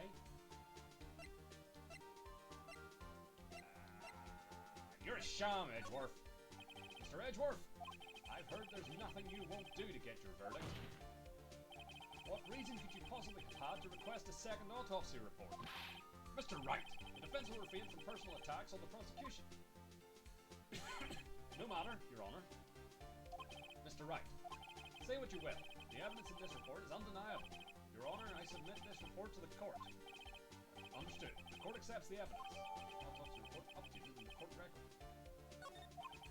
Well, Your Honor, the evidence strongly suggests that the victim was identifying the killer. I suppose that's the obvious conclusion, yes. Stop bowing. Darn! This isn't good. The prosecution would like to call its next witness. This poor, innocent girl saw the murder with her own eyes. Let the witness, Miss April May, take the stand. Exactly what part of her is innocent? Right, judgy. Witness, your name, please. April May. At your service. Wait. Order! An introduction should not require any reaction from the crowd. The witness will refrain from wanton wanking. Yes, Your Honor. This is not good. She's already captured the heart of every man in this courtroom. Tell us, where were you on the night of September 5th when the murder occurred? Gee, I was, in my hotel room. I checked in right after lunch. And this hotel is directly across from the Fay & Co. law offices? That's right, big boy. Please testify to the court about what you saw. Witness testimony. Witness's account.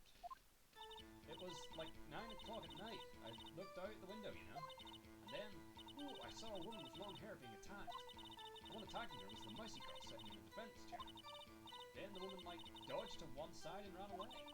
That girl, she caught up to her. She hit her. Then the woman with the long hair, she kind of slumped. In the end, that's all I saw. Every little bitsy-witsy. Wait. But how could you got behind her if she ended up against the wall? Well, Your Honor, I see. It is a remarkably solid testimony. I don't see a need to trouble the witness any... Wait, Your Honor. Yes, Mr. Wright? What about my cross-examination? I thought the witness's testimony just now was quite firm, didn't you? Mr. Wright, I understand you were Miss Mia Fey's understudy, were you not? You must know her techniques well. Her cowardly way of finding tiny faults in perfectly good testimonies. Hey, how dare you? Well, Mr. Wright, will you cross-examine the witness? Yes, I'm doing it. I'll gladly proceed with the cross-examination, only because I have a feeling Edgeworth doesn't want me to. She has to have some weakness. Very well, you may begin your cross-examination. But I don't have like a... Well, I suppose I could press her about the specifics of the attack. I'm just gonna press on everything. Hold it! Why did you do that? Huh? Why? Like, why what? Why did you look out the window? Were you expecting to see something? Oh, well, gee. Well, that's it? You can't get out of this question that easily. I sort of, you know... I had a feeling. Well, I have a feeling she's trying to work on it. She press a little harder this way. Go for it. Let's see how far I can run with this. Surely you must have had a reason to look out your window at that time of night. Ooh! Objection! Mr. Wright, I will not have you badgering my witness. Badgering? You insist on needling her with these trivial questions. I really don't think it should be allowed. Yeah, stop him! Per girl! Order! Mr. Wright, you have been warned. Per girl? What about per me? You looked out the window. What did you see next? And then, ooh, I saw a woman with long hair being attacked. Hold it! The woman with long hair. That was Mia Fey? Uh-huh. Slender, sort of, well, some people might say pretty, if that's your thing. Your thing. And the person attacking her? The one attacking her was the mouse girl sitting in the defense chair. Hold it! How do you know she was the defendant? Huh? Well, you know, she had a girlish physique. Women know these things. Look, I just know, okay? There's only one person at the scene of the crime with a short, girlish figure. The testimony is bulletproof. Right. I question the testimony. Hold on a minute! That testimony stinks, does it? What? Miss May, I'm willing to bet that you saw nothing. Did you really see the defendant at all? Where are we going with this, Phoenix? Mr. Wright, what's the meaning of this? Yes, what is the meaning? Somebody tell me, because I'm clueless. About this, I mean. Okay? If you had really witnessed my client, Mia Fey, you would have noticed her clothes before noticing her physique. Ah! Because she's dressed like a weirdo. No one wears clothes like this on a daily basis, except her. And I'm no expert on fashion, but her hairdo looks far from normal to me. However, the witness's testimony mentions neither of these things. The testimony is bogus. But, still, we don't know if she was dressed that way the night of the murder. She was, Your Honor. Yeah, 'cause I saw her. And so did Detective Gumshoe. What do you say to that, Miss May? Rawr! What are you trying to say, you mean lawyer? I saw what I saw. I just didn't think all trifling little details were necessary, darling. Miss May, the court would like to remind you to please omit nothing in your testimony. I'm sorry, Your Honor. I'll be a good girl. I promise. Wait. Your testimony again.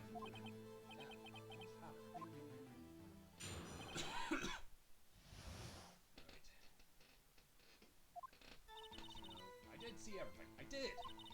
The victim, the woman dodged the first attack and ran off to the right. Then the girl in the heavy clothes ran after her. And she hit her with that weapon. I saw it, I did. That clock, that kind of statuey clock, the thinker, I think. Well, does the accuracy of my report not startle you deep? I see. I only wish you'd been so detailed from the beginning. Please begin the cross-examination. So... How How did she know it was a clock? Because everyone else has called it a statue. I'm just gonna... So, you saw me then, too? Of course. I'd remember that spiky hair anywhere. Spiky? The witness will refrain from personal attacks on the defense attorney. Aw, was I a bad girl? I'm sorry. Very well, continue. The victim, the woman, dodged the first attack and ran off to the right. Is that right as in your right, as you look from the hotel? Which hand do I hold my knife in again? Right, it was my right hand, right? Satisfied, Mr. Wright? Please continue. Then the girl in the hippie clothes ran after me. How convenient for you to remember her hippie clothes. That's what she was wearing. Oh, and her hair was all done up like a bun. What happened there? And she hit her with that weapon. I saw it, I did. Where did this weapon come from? She picked it up from the desk. I see. What sort of weapon was it? That clock. Kind of statuey clock? Thinker, I think.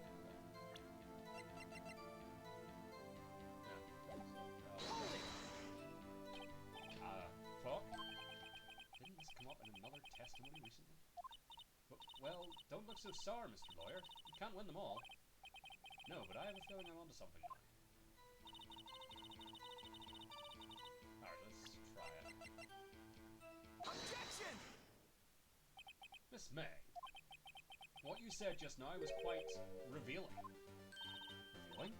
Ooh, you'd like that, wouldn't you, naughty Mr. Lawyer? You just said this statue of the Thinker was a clock, but there's no way of knowing that just by looking at it. Another person in much the same position as you recently called this a clock too, and he was found guilty of murder. Order! Order! Miss May, can you explain how you know this was a clock? Ooh, Objection! The witness saw the murder with her own eyes. That's all that's important here. The defense is trying to confuse the issue with trivial concerns. Yes, yes, of course. You will withdraw your questions. Objection! But questions are all I have, Your Honor. And as you may recall, I've caught murderers with these questions before. Well, only once. Objection sustained. You may continue to question the witness. Whew, that was close. If you stop me there, the trial will be over. Huh? What? So, what happens now? What happens now is you answer my question. How did you know it was a clock? What? That's... because I heard it. Yes, I heard it say the time. So, you've been to the law offices of Fay & Co? No! Hey, I didn't say that. Why would I go there? I heard it from my hotel room. The law offices of Fay & Co, where the murder took place, is very close to the hotel. She could easily have heard the clock. Well, Mr. Wright, are you satisfied? No, Your Honor. I can't give up now. I'm not satisfied because... she couldn't have heard it.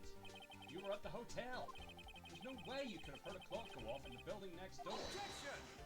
You have proof that you could not?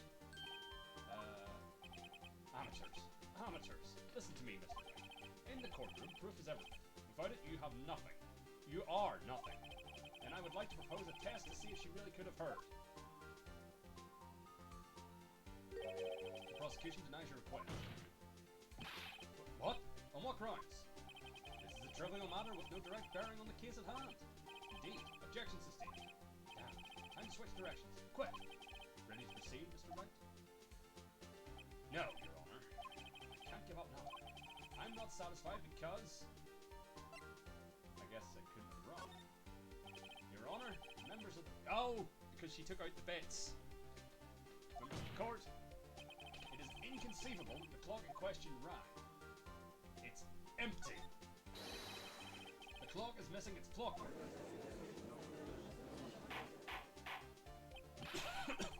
How could you possibly? Just take a look, right now. Oh. See anything interesting, Your Honor? It is as the defense said. This clock is missing its clockwork. It's quite empty. Yeah. Mr. Wright, would you care to explain to the court the meaning of this? It is as you can see. The clock was empty. It couldn't have rung.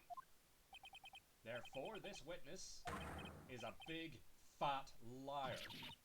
Fat? Well, Miss May? Tisk, tisk. Quite a show you put on for us, Mr. Wright. He knew the clock was empty. Somehow he knew. I'm afraid you've forgotten one thing, however. Indeed, the clock is empty. As you say, it can ring. However, we must ask, when was the clockwork removed? If it was after the witness heard the clock, then there is no contradiction. Ah, but I have proof. That's true. That is a possibility. The clock might have been empty after she heard it. And that is exactly what happened here. Well, Mr. Wright, can you prove when the clockwork was removed? Yes, yes. Ho ho! Impossible, of course. I have proof. What? Wasn't it you who told me proof is everything? Well, I was listening. And now I'll show you the proof you like so much. The evidence that proves when the clockwork was removed is... yeah. This one. Mina, what's up? You haven't called in a while? Well, actually, there's something I want you to hold on to for me. Again, what is it this time? It's a clock. It's meant to look like the statue, that statue, the thinker, and it tells you the time. Ah, I should probably tell you the clock isn't talking right now. Huh? It's not working? That's lame. I had to take the clockwork out. Sorry, I put some papers inside it instead. Papers? Is that the evidence then? I'll leave that one up to your imagination. See you tonight at 9.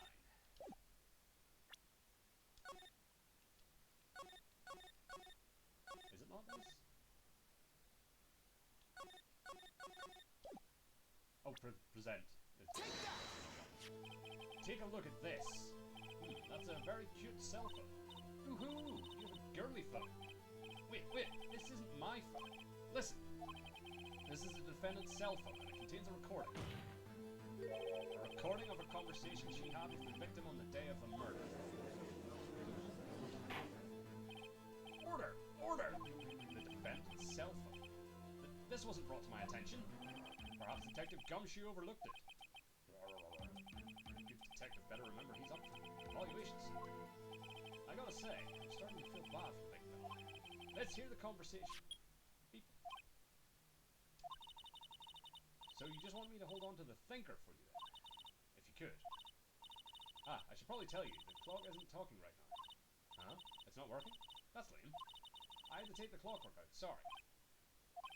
September 5th, 9:27 a.m. Beep. Your Honor, I think this makes it clear that the clockwork was already gone by the time this was recorded. Which was well before the witness even arrived at her hotel.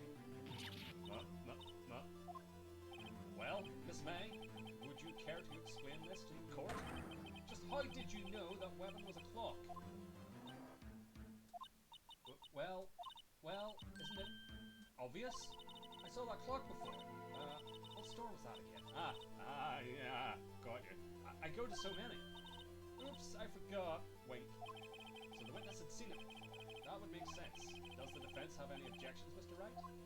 Yes, because we know it's a custom job, it's not a shop. The witness claims she had seen it before, but this directly contradicts a piece of evidence already submitted to this court. Well then, let's see it. Please produce this evidence that would prove the witness had not seen the clock before. What's the... the statue. Like this bus. It's simple. This clock was never in any store, ever. What? A friend of mine made that clock. Only 2 exist in the world. And the one that isn't here is in police custody. Impossible. Everything is sold in stores. Miss May, I think it's high time you went shopping for a better excuse. Oh?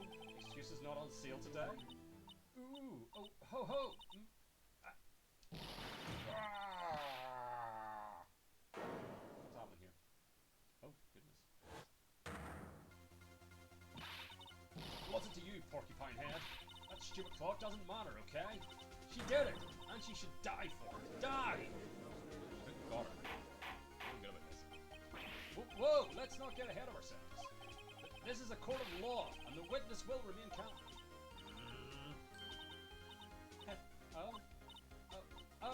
Oh, silly me. Did I, lose it?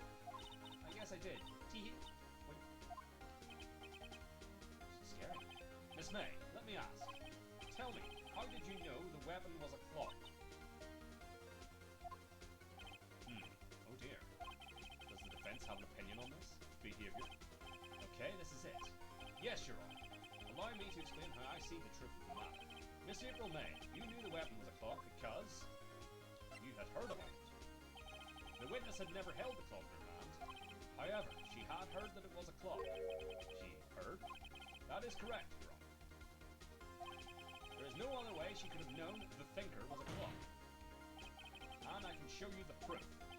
Well, this is interesting. Let's see it then. Show me evidence proving that the witness had heard the murder weapon was a clock. The wiretap. Take that! Have a look at this. I found this in Miss May's room. Mr. Wright, please explain to the court what this is. Miss April May, you were tapping the victim, Miss Mia Faye's phone, were you not? Objection! Objection. Your Honor, this is irrelevant. I'm not entirely sure that it is. Objection overruled. It troubles me that our witness was in possession of a wiretap. This is outrageous. Does the defense truly claim that the witness was tapping her phone? Absolutely. Even if that was the case, which it's not, you still have no prove one thing. Did the victim ever say that the weapon was a clock on the phone? Can you prove that? Oh yeah? I think I can. It's simple. What? The phone conversation you've already heard. Here's my proof. The proof that the victim said on the phone that the weapon was a clock is the phone call. Take that! I present the defendant's cell phone. Yes, we've seen that. Listen once more to the conversation between the defendant and the victim. Mia, what's up? You haven't called in a while. Well, actually, there's something I want you to hold on to for me. Again? What is it this time? It's a clock. It's made to look like that statue, the thinker, and it tells you the time. Miss April May, you used a wiretap to listen to this conversation. That's how you knew the thinker was a clock. Am I wrong? Objection! Your Honor, this is ridiculous. Your Honor, look at the witness's face. Does she seem amused to you? The defense demands an answer. Witness, answer the question. Did you tap her phone? Miss May! Shut up, all of you! What gives you the right to talk to me like that? You lawyer! He's the judge. It's no fair! All of you ganging up on me like that. Oh, so I'm the bad girl, is that it? Is that it? Oh no, we made her cry. I did it! The court's seen the real Miss April May now. Now to deal the final blow. You did it, didn't you? Oh, start wiretapping, fine. Miss May! What is it, you little shrimp? Talk to me in that tone of voice, will you? You killed her, didn't you?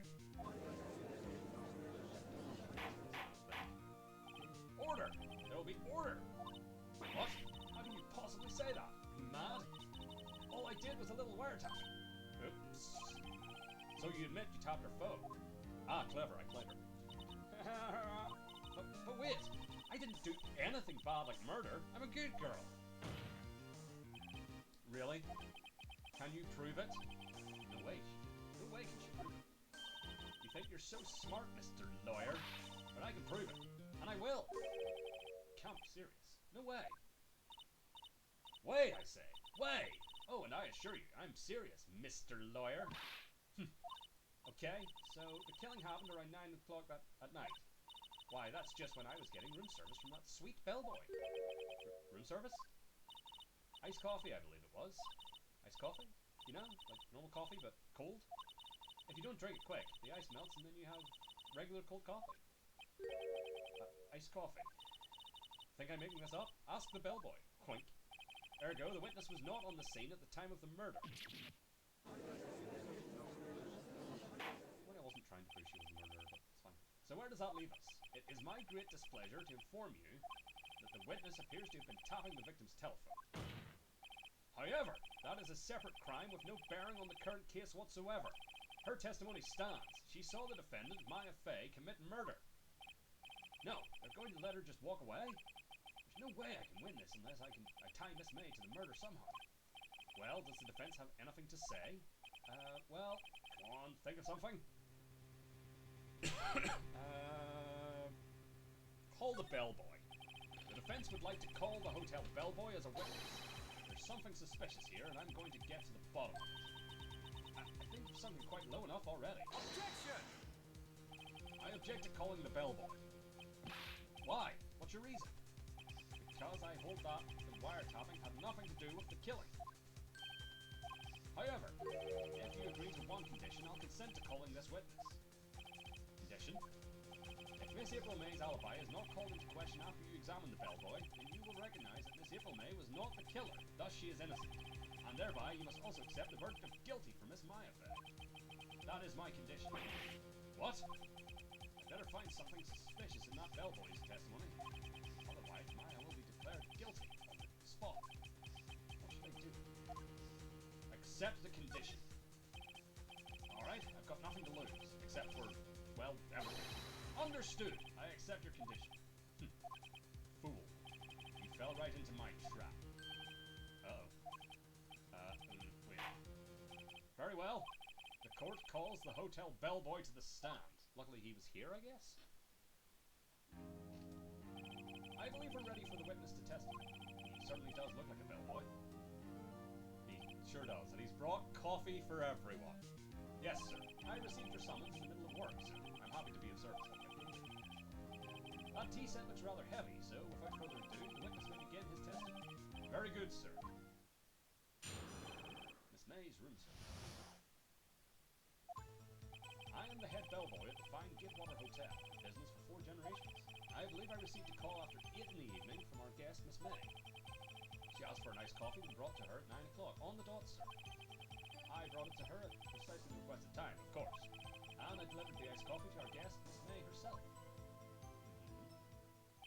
I see. The defense may begin its cross-examination. Right, I'm ready. I hope. This is it. If I can't prove Miss May wasn't involved with the murder now, Maya will be finished. Okay. I'm the head bellboy at the fine Gidwater Hotel, in business for 4 generations. What exactly is it you do at the hotel? Why, anything required of me, sir. I check in guests, I check out guests. I clean rooms, I make beds. I even deliver room service, sir. I check Miss May in personally. Are you always so prim, Mr. Wright? You will refrain from asking frivolous questions. I believe I received a call after 8 in the evening from our guest, Miss May. Hold it! Are you sure it was Miss May? Absolutely, sir. How can you be so certain? I checked Miss May in person, sir. Not only did I see her in all her stunning radiance, but I also heard her voice. And then I saw them, and the point being, I remembered her quite well, sir. Yes, what then? She asked for a nice coffee to be brought to her at 9 o'clock on the dot, sir. Hold it! 9 o'clock on the dot, you say? Yes, I confirmed that detail several times. She was watching a program on TV and wished to drink after she finished, sir. 9 o'clock, the time of her murder. I brought it to her precisely the time requested, of course. Hold it! Precisely 9 o'clock, then. Precisely, exactly, and most definitely, sir. 9 o'clock, 9 p.m. How can you be so sure? Miss May was quite insistent that it be brought then. Oh, bellboy, TV. I'd like iced coffee at exactly 9. Something like that, sir. Therefore, I knocked on the door at the crack of 9, sir. Why did you be so particular about the time? And I delivered the iced coffee to our guest, Miss May herself. Hold it! You're sure it was Miss April May herself? Absolutely, sir. Absolutely? Yes, sir. As in, so very absolutely, sir. It's an endearing mannerism of mine. How come you're so very certain? Well, when I brought the room service, sir, the guest, sir, favoured me with an embarrasser, sir. Embrasser? Oh, embrasser, not embarrasser. Embrasser. Embrasser? Is that French for embrace? It's French for kiss, sir. But not a French kiss, sir. More of a peck on the cheek. Why would she have done that? I believe perhaps she was momentarily swayed by my prim demeanour, sir. It was a moment I shall never ever forget, sir. Don't bring fishes in me. I think our Miss May was up to something and wanted the bellboy good. Nothing there. Is that it? Have I lost? Finally, you understand. This bellboy has absolutely no reason to lie. Now, if you have any decency, you will end this rather tedious cross-examination here.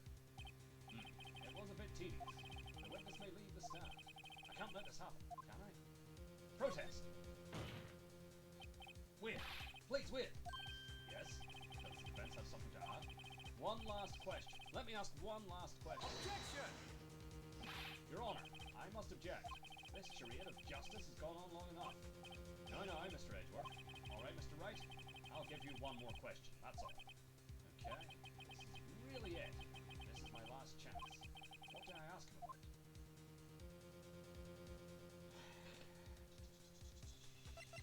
Check-in? Tell me about check-in. Tell me about when you checked in Miss May. Oh, all right. Very well, sir. My first thought was that she was a beautiful, beautiful person. She's just my type of girl, so it was a disappointment, really. I see. Excuse me? What exactly was a disappointment? Well, I am not without charm, sir, but even I'd have a little chance with her lover there. What did he say? What did you say? Rather, quite. Bellboy, tell us the truth now. Did Miss May check in with another person? Objection! Right. I object. That was objectionable. There we go. How's that? Objection overruled. The witness will answer the question. Yes, I see. Why did you not mention this in your testimony? Well, sir, you didn't ask? Nice try. That's the sort of thing you're normally supposed to mention. Ah, yes, quite. Indeed. It was the, good barrister there, Mr. Edgeworth,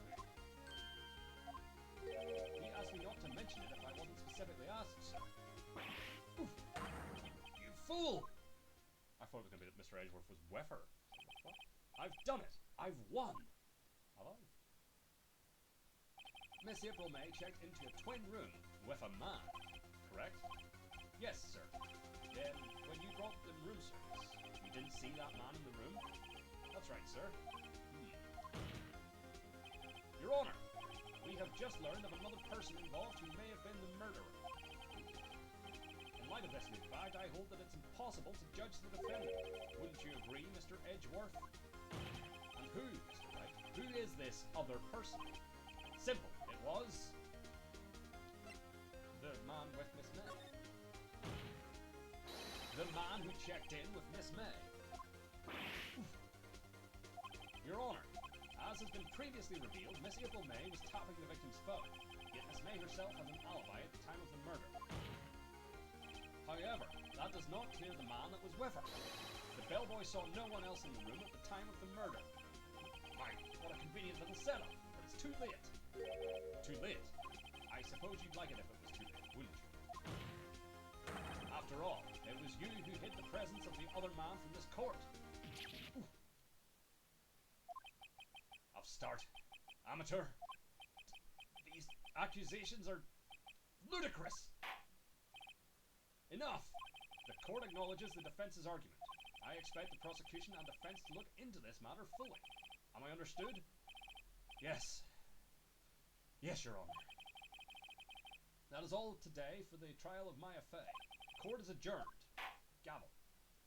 Damn, this is a big one. This is a big step up from the first one. Like, I get the first one was meant to be like, you know, baby steps tutorial, but holy shit.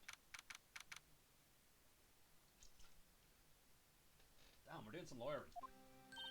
Mr. Wright, you were amazing in there. Really? I think I might be your newest fan. Oh, I was just doing my job, you know. Then again, that other attorney was pretty cool too. Huh? That face of his eyes wide and trembling lips. It shivers up my spine. If you say so. So, what happens with me? Do I get to go home now? Well...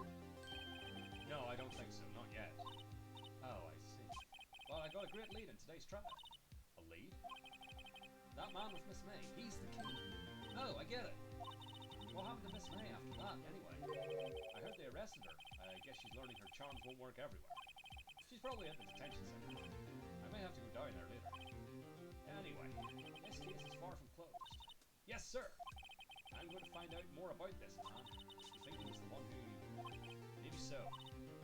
Sis, don't worry. I'll find him by tomorrow, I promise. I'm counting on you. I asked for a full record of April May's testing. I thought it might come in handy during the trial. But now that I have it, I'm not so sure. Most of the testimony was all lies. In fact, there's only one part that hasn't been stricken from the record. The victim dodged the attack and ran to the right when she was pot struck. I don't know how much good this will do me at all now. Anyway, time to hit the pavement and do some investigating. Maya doesn't belong in that detention center, and it's up to me to set her free.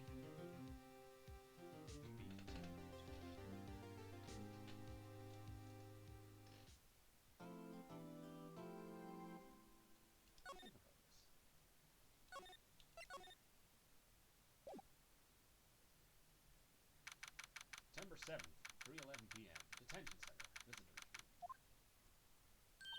Well, hello! I didn't expect anyone to visit me in such a dank place as this. It's really quite moving. Not! You stinking lawyer, I hope you die! Have you come to laugh? Yes, laugh at the fallen Miss May. No, not really. There's something I wanted to ask. Unfortunately, there is nothing I want to be asked. Haven't you done enough questioning, you spiky head? Here we go again. Please, you're scaring the security guard. So, what is it you wish to ask of me then? For starters, how did you get to be so totally whacked? You got it. This guard monitors the visitors. Or maybe you just don't get to see a lot of women like this, maybe. Well, that's an easy too. Smile for the camera. Talk. That man. Why's the man who stayed with you in your hotel room? Can you tell me about it? Where is he? Come on. No way, Jose. Maybe I had something to get her to the spot. The wiretap. Why did you place a wiretap on Mia's phone? Aw, when you say it like that, it sounds so cold, so criminal. Tapping people's phones is a crime, isn't it? Oh, and I suppose you learned that in lawyer school? Creep. Say, why are you so angry? I mean, you don't look like a bad person. Ooh, that does it! Bottom-feeding, scum-sucking lawyer! Bottom? I can't tell if you have a thing against lawyers or just against me.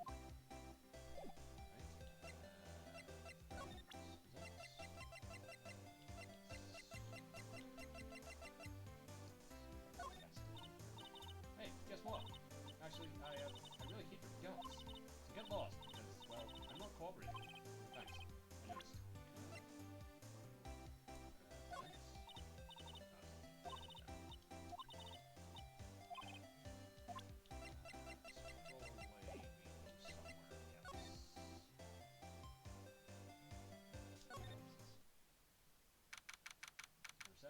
Co. Law Offices. Looks like forensics is taking the day off today. Detective Gumshoe is nowhere in sight. The police really gave this place a working over. I doubt there are any valuable clues left. Suppose it can't hurt to take a look around, though. Plant. Use for a pot of plants. I guess I'll have to water it now. The sky is blue, and so am I. There's that hotel right across the way. Old new poster, apparently. Clean's desk, perfectly clean as always. The only thing that's missing is Mia. Books. Couldn't cram more legal books in here even if you wanted to. All the cases that the chief worked on are filed here. Are some of the files missing? Nah, I'm imagining things. No, Phoenix. No. If you think files are missing, it's probably because files are missing. Fool. Alright. Let's move on to the hotel. September 7th, Clearwater Hotel, room 303. Welcome, sir. Quite the performance today, if I dare say so myself. Oh, thanks. Sorry for putting you on the spot like that. No, not at all, sir.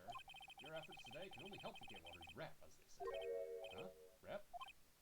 Yes, our reputation will swell as the hotel where the murderer used a wiretap. We can charge a premium for the room, of course. That will be great for business, sir. Whoa, Miss May hasn't been charged with murder. I, too, will become famous. The bellboy who brought the murderer iced coffee. Why do I feel like we're both stuck in the same bad dream? So, you're our honoured guest. Please let me know if there is anything I can bring you. Let's have a gander. So that's the plants there.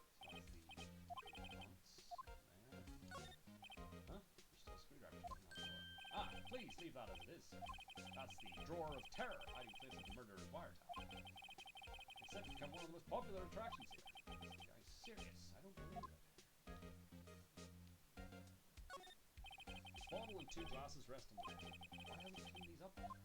Ah, I beg your pardon, sir. But if you could please refrain from touching this. It's part of the decor. I call it the last drink before murder. We'll be famous. Talk of the hotel industry. Nice weather again today. See the fan cool off, of course. Ah, yes. We plan to install a telescope in that window, of course. Just $5 will earn you 3 minutes of A View to a Kill. Just kidding, sir. Oh, that look in his eyes, I'd say he was more than serious. Ah, still see him. Wait, should that be still there? Whatever. It's hanging on the wall. Alright. Bed. A simple bed. Recently made. Nothing I touch in here. That's it for pick off.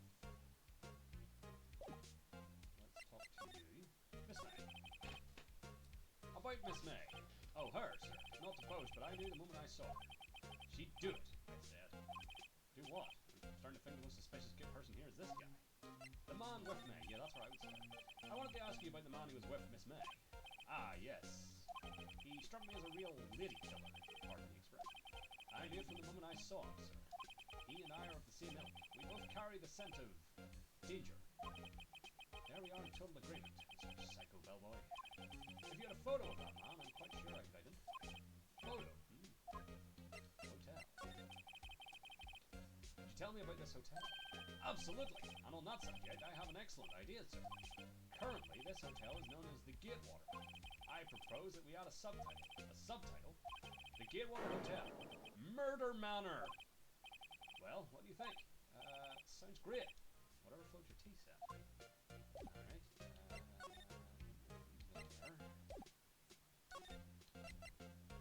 Oh, why would we go into the painting's gone? Interesting. Well, thank you. Thanks for the support and the belief in me and my ability to solve this case. Huh, looks like Grossberg is out today. Again. Maybe he's avoiding me for some reason. Damn. Well, there's a photo. Well, let's start with the stuff that probably doesn't matter. An expensive potted plant. No idea what kind of plant it is, but it's probably the most expensive one available. Right from below compared to the game. Thank you. We'll bump it up. It may also be I'm quite far from the microphone, a bit closer. And maybe bring the game down a scotch. Let me know how that is. A table for clients. An elegant ebony case, and if I'm not mistaken, that lighter's made of solid gold. Even I can tell someone here's got money to burn. Solid mahogany desk. The wood's been polished to deep luster. Mahogany bookshelf. Expensive looking mahogany bookshelves filled with expensive looking books. Funny. They don't look like they've ever been read. Alright, let's start with the photo. What's this? Old photos? There are 2 lying here. Something's been written in pencil on the backs. DL6 incident, Exhibit A. DL6 incident, Exhibit B. Let's see, bump me up a wee bit more. See if that helps. Actually, hold on. Can't really get the mic any closer, but hopefully that does it. Also, wait, hold on. I don't know if that's the right mic. Hold on. That might also be part of the problem.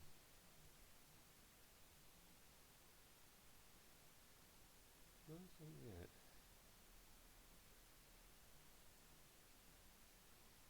Should be it anyway. Is that better? It's very low. Usually it sort of peaks. Interesting. It's plugged in. Hold on. Yeah, it is. Fascinating.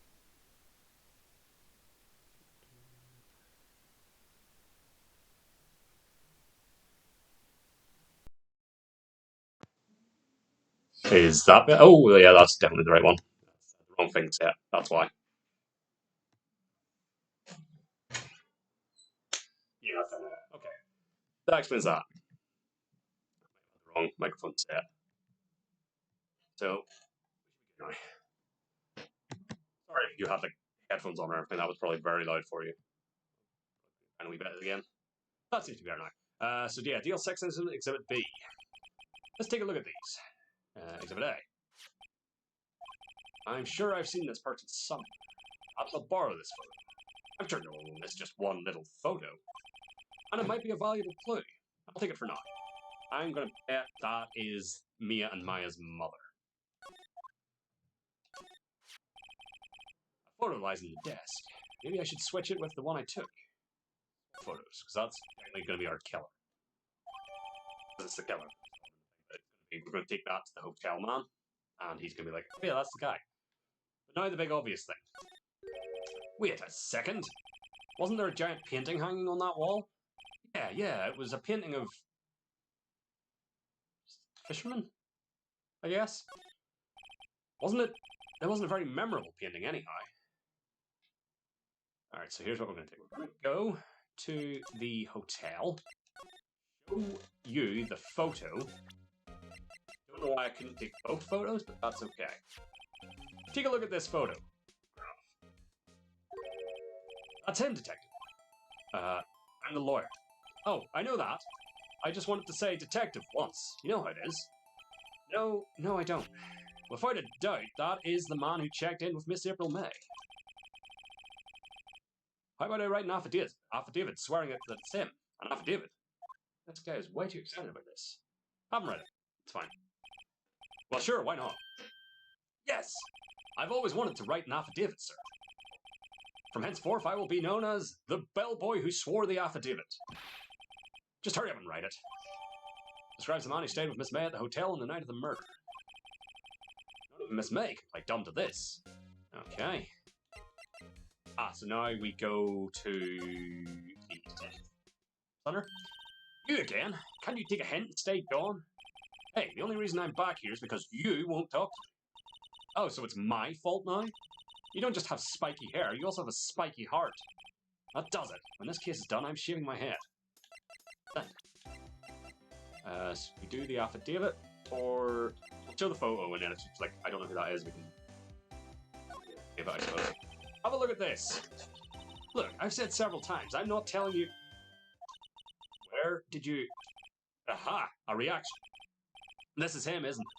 What? Who? When? Why? It is him. This is the man who stayed in your hotel room the night of the murder. Oh, no, that's not right. Nice try, Miss Cooperative. Do you have proof that it was him? Hmm? Yeah, proof. Show me proof. I'm so close. Here. Bellboy's affidavit. Could you have a look at this? What's that? The Bellboy's affidavit. It tells us everything he saw, such as the man you checked in with, who was most definitely this guy. Yeah, we're getting there now. I'm getting somewhere. See? Even Phoenix agrees. Oh, I missed what I said there. Okay, she's vulnerable. I should be gentle. Maybe that was just good cop, bad cop or something. Sort of looked away for a second. Miss May, it would be easy for me to hand this affidavit to the police. If they get involved, wouldn't your boss be even more inconvenienced? All I want to do is have a little chat with them. You won't tell me? Is that all you have to say? Yes. It's so easy for you to get the police involved, then why don't you? Somehow I think you're not up to it, Show them a little kindness and they jump all over you. That had the opposite effect of what I hoped. Aw, her little lawyer. You were so close. This isn't working. I think I've worn out this piece of paper usefully. Damn it. Bellboy's affidavit discarded. The man in this photo is the one I want. Why did April May not want to talk about it? You must know him. Okay. That man. About the man who stayed with you in your hotel. Can you tell me about him? Where is he? I'm not telling. Look, he's being accused of murder. I don't think you want to be protecting him. Would you have sold out the late Miss Faye to the cops? No. See? Damn. Maybe if I had something to get her to talk. I have anything else.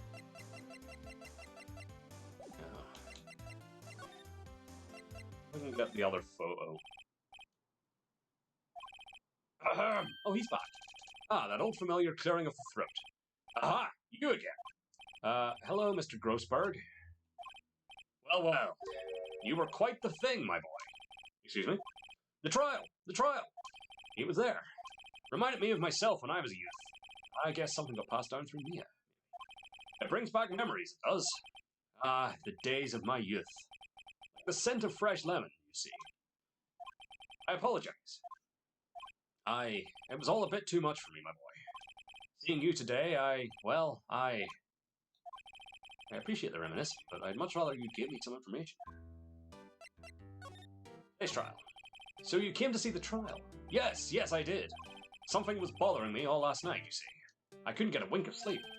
Really? What was that? Well, you see, it's just Mia's sister, that poor girl. My boy, I owe you my thanks, truly. I don't know what I would have done if things had gone poorly for the girl.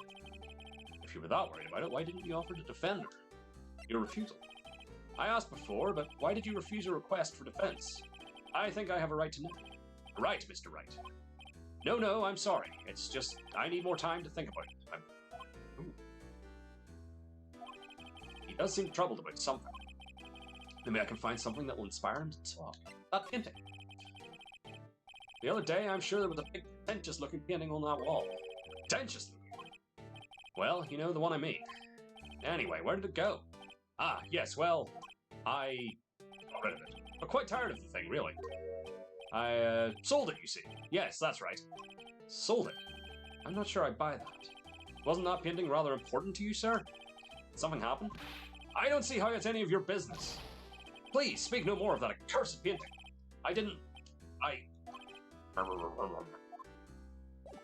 Let's present him with the photo, because why the hell did he have it? Excuse me, I was wondering about this photograph. Where did you get that? I borrowed it. Well, give it back at once. Mr. Grossberg, tell me about the man in this photo. He may have been in that hotel room with April May on the night of the murder. You know something about him? Anything? Very well, I'll tell you what I know. However, you didn't hear it from me, if you follow. I follow. That man is Mr. Red White. He's the president of Blue Corps. Red White, Blue Corps. They're something like a detective agency, right? They're information pros. They sell information, you see. Sensitive information. Despite his name, Mr. White has the blackest reputation of any man in this country. Should you run across him, watch what you say. You won't want him digging up any dirt on you.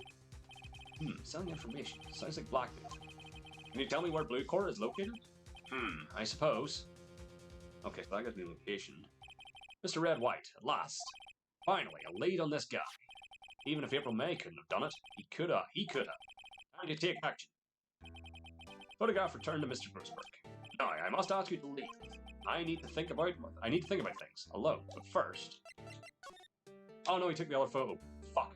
I was going to take it. Oh well. Move. Now, let's see if now that we have a name, we can get anything out of you. No. I don't think. Yeah, that's fine. The Blue Corps. September 7th. Blue Corp Inc.'s CEO's office. It's the painting. What's with the surreal decor? Welcome. Please furnish me with the title of your personage. What the? Your name. What's your name? I was just inquirably asking that title that you go by. Wright. Phoenix Wright. Inquirably? Mr. Wright, is it? Right, I see. Splendiferous. Perhaps I have intimidated you with my giantesque vocabulary. What is this guy's problem? I'm Red White, CEO of Blue Corps, you know. You know, corporate expansion official? My business dealings bring me into contact with the elite of the elite. Though I'm afraid I am not used to conversing with the worldly challenge. What a fruitcake. Let me guess. You are an attorney fresh out of law school, are you not? That's the only explanation for why you would come to meet me like this. What does he mean by that? No matter.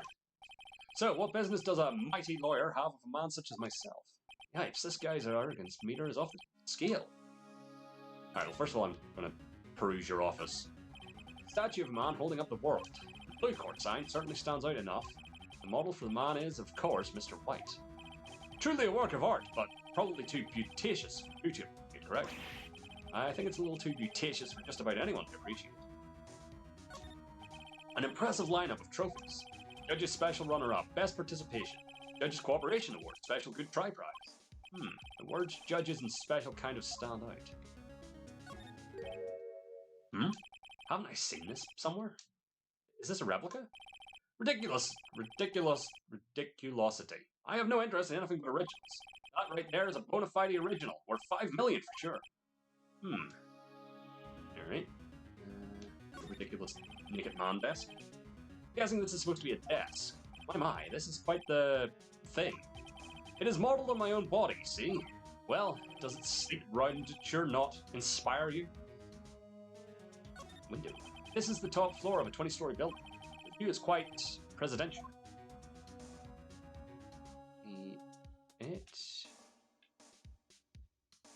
Yep, alright, let's converse. Miss May. Miss May is an employee of Blue Court, you know? Correct. She was my secretary. Racehorse? What a shock it was to hear what she has done. What she has done? You mean the wiretap? Indeed! She has paid to answer phones. Tapping them is not in her job. She does gather information as part of her information for us as part of her duties, but I assure you, we do not condone illegal methods. It is ineffable that she would do this. Sounds like he's trying to turn Miss May into a scapegoat. Night of the murder. Excuse me. On the night of the murder, were you in April May's hotel room? Who can say? I seldom pay attention to mundane details such as time and place. My motto is, don't worry, be happy. Still, Mr. White, the hotel bellboy has stated on the record that he does remember you very clearly. No matter, the bellboy can say what he pleases. I still won't talk to you. Want me to speak? Put me on the witness stand. Although I doubt you'd be capable of doing that. He raises a good question, actually. Why didn't the prosecution call him as a witness? He should have seen the same thing as April May. Oh ho ho! Police. The courts. To me, they are mere toys. Playthings for my amusement. Interesting. What kind of company is Blue Court, anyway? Excellent question. We buy and sell various kinds of information. We are a company of the future, you might say. I'd say we are the future. Sell information. In just 10 years, I've built this business up into the grand office you see now. In case you were wondering, Blue Corps was named after the colour blue. I, Red White of Blue Corps, as founder and CEO, named it so. And why, you ask? Because I like the colour blue, of course. Fantabulistic, is it not? Indeed. That painting. There's something that's been bothering me. Yes, what might that be? That big painting on the wall over there. I've seen it before. You know, I've actually seen that painting before. Oh? Just yesterday, actually. Your point being? My point is simple. Rather, my question is simple. Why is that painting hanging on your wall? Mr. Wrong, was it? Right. It appears you do not fully grasp your position here. I ask again. Who are you? A lawyer? No, my feeble friend. A mere lawyer. Worth nothing. Zilp. Zippo. Nada. Just like that sorry excuse for an attorney, Grody Burger. What? Oof. An attack? He punched me. Well, Mr. Lawyer, what will you do, eh?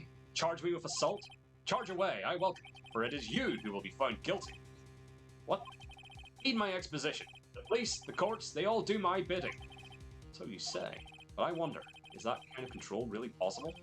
I don't expect you to understand. It is a world beyond your compensation. You came here from Grody Burgers, I presume? Mr. Grossberg's, yes. Then you must ask him, why is it that this painting of his hangs here? Perhaps then he will tell you. Perhaps he will explain how a man can live life purely for personal profit. Go now, skedaddle. There is nothing more to discuss. No, there isn't. Let's go talk to Mr. Grossberg. Huh? I don't think he's noticed me standing. Maybe I should clear my throat. Ahem! Jumping Jehoshaphat! Oh, you! What's wrong? You look so pensive, like an old man at the end of his days. I'm not senile yet. I was just thinking about this whole mess. Something's really bothering him. That much is clear. Today's trial. Oh, you came to see the trial? Yes, I did. Something was bothering me all last night. Okay, we'll have this conversation. Yep. I refuse, or your refusal again. I asked before. I don't know what it is. Mr. White. So, I paid Blue Core a visit. Oh? Oh, I see. Mr. Grossberg. I have to admit, something has been bothering. Oh, what is it? Well, I don't fit, my boy. See, it's just... big painting. Over there. Mr. Grossberg, sir. There was a giant painting hanging right there the other day, was there not? The one you said you had no intention of parting with. Well, I saw it. Today. It was in the CEO's office at Bluecorn. Red White saw it. So, you noticed. Big painting. Suppose I should have guessed you would. It is a large painting. Yeah. Mr. Grossberg, I know you and Mr. White are connected somehow. Connected? Yes, and I know what that is. What it is. Either he's giving you information or he's blackmailing you. Blackmailing. Mr. White has something on you, doesn't he? Blackmail? I think that painting is fairly gaudy proof. Very well, this may be the chance I've been waiting for. Maybe it's time to get this off my chest, so I can finally rest easy again. After all, you were Mia's understudy. Perhaps it was fate. What's he talking about? Red White is a man who makes his living through intimidation. Blue Core is a company that excels in finding people's weaknesses, I'm afraid. I've been paying them for 15 years now. Years. All because of the DL6 incident, as you may have guessed. Came on the back of those photographs. As you suspected, I could not stand in defense of Maya because of this. It would have destroyed me if I did. Well, that's the connection. It's hard for me to tell you this, my boy. But arresting Red White will be nigh on impossible. Impossible? Why? He has information on everyone. It gives him an iron grip. He owns judges, attorneys, prosecutors, police, and politicians. What? They are bound, unable to do harm to themselves, and therefore to him. Don't look at me like that. What you see is nothing more than the weight of many years. The DL6 incident. What is the DL6 incident? DL6 is nothing more than the sorting code the police gave the case. It was 15 years ago. I received a request from a medium. A spirit medium. Medium. Her name was Misty Fay. Fay. Indeed. She was Mia's mother. She had been investigating a murder at the bequest of the police. And she failed. As a result, the police called her a fraud. This is what Maya was talking about the other day. I did all I could for her, and in the end cleared her of wrongdoing. That murder case, however, remains unsolved to this day. That case is the DL6 incident. Reason for blackmail. But why were you blackmailed over this, Mr. Grossberg? The DL6 incident was top secret at the time. It made sense. The police didn't want people to know they were using a medium. They couldn't let people know. But one person found out. I told him. You told White? He offered me riches. It is an embarrassment to me now. Because I talked, the police were mocked far and wide. In secret, they began looking for the one who sold them out. Of course, White heard about it, and he came to me. Only this time, the offer was blackmail. I see. White controls the law of this country as he sees fit. Yet, if you would still challenge him, have a close look at Mia's office. Mia's office? She followed his every move for years. She may have recorded something of what she found. Well, thank you. The office! Funny, looking at this room, it seems so normal. Hard to imagine a murder took place. Mr. Grossberg said there would be clues. Maybe we should have another look. Examine. So... all the cases the chief ever worked on are filed here. They're in alphabetical order. Let's take a look. Which file should I look at? Probably T to Z for White. T, U, I know, W, White! Yeah, see, got the brains on. Bing! The entire W section is missing. Was it taken? Ooh, interesting. All the cases that you did. They're in alphabetical order. Let's see. So the other option would probably be D for DL6, but let's start in J to S. Let's see. J through S. Nothing much in here. Maybe I'll just skim some of this. Okay. You never know. Well, no harm in flipping through a bit, I guess. Biggest part's here, at the end in the S. Suicide. Ooh. She has a collection of suicide reports. There's politicians, policemen. There's writing on most of these in pencil. White. This is Mia's handwriting. Wait, I get it. Mia thought he was involved in these suicides. White chose them all to... I can use these newspaper clippings. Let's find the most disturbing one. Politician suicide, the word Wright is written in pencil at the top. Interesting. Yeah, because I want to check A to I.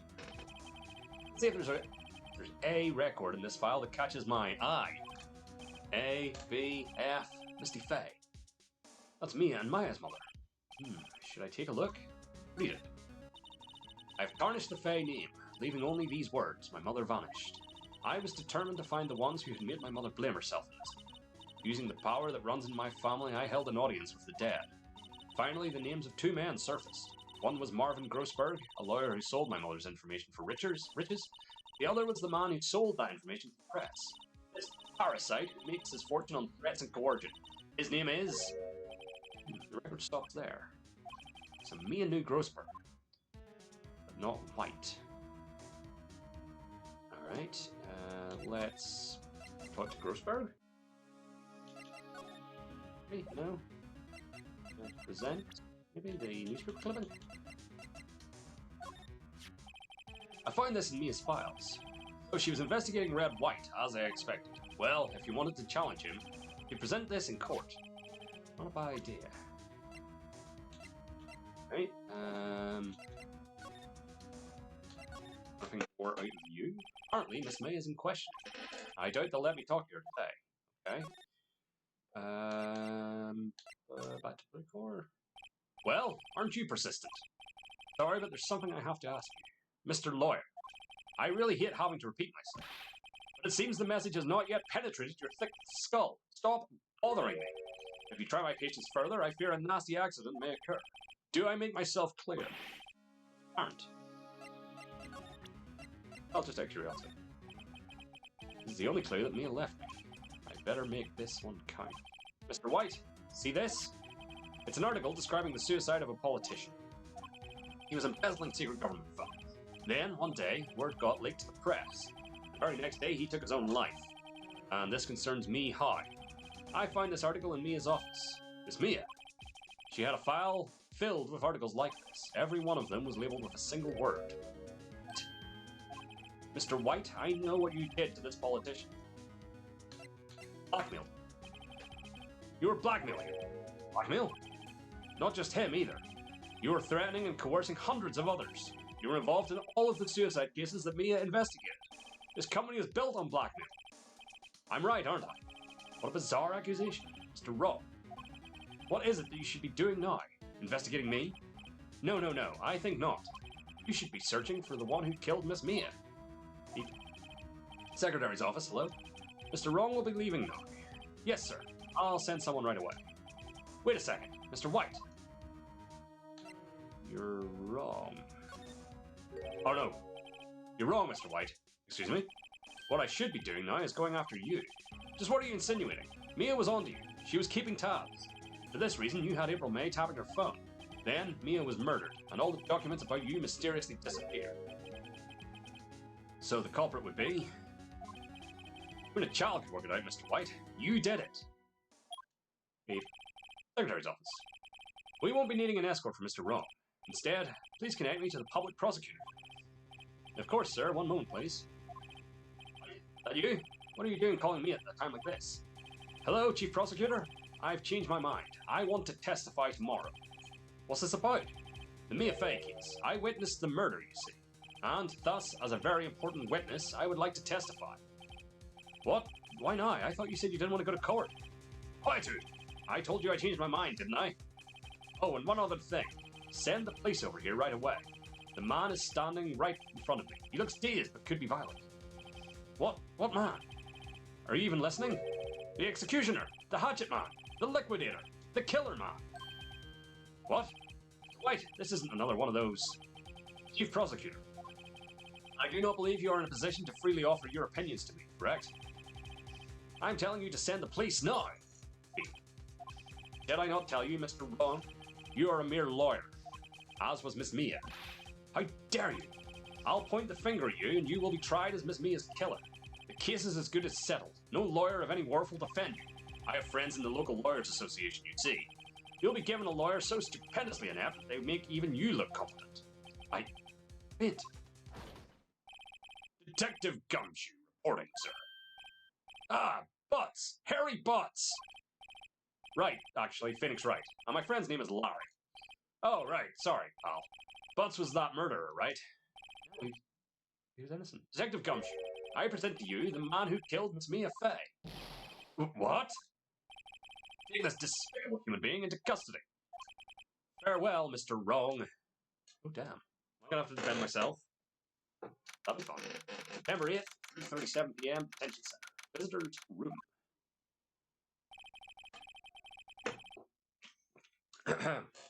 I can't believe it's only been a day since the first trial.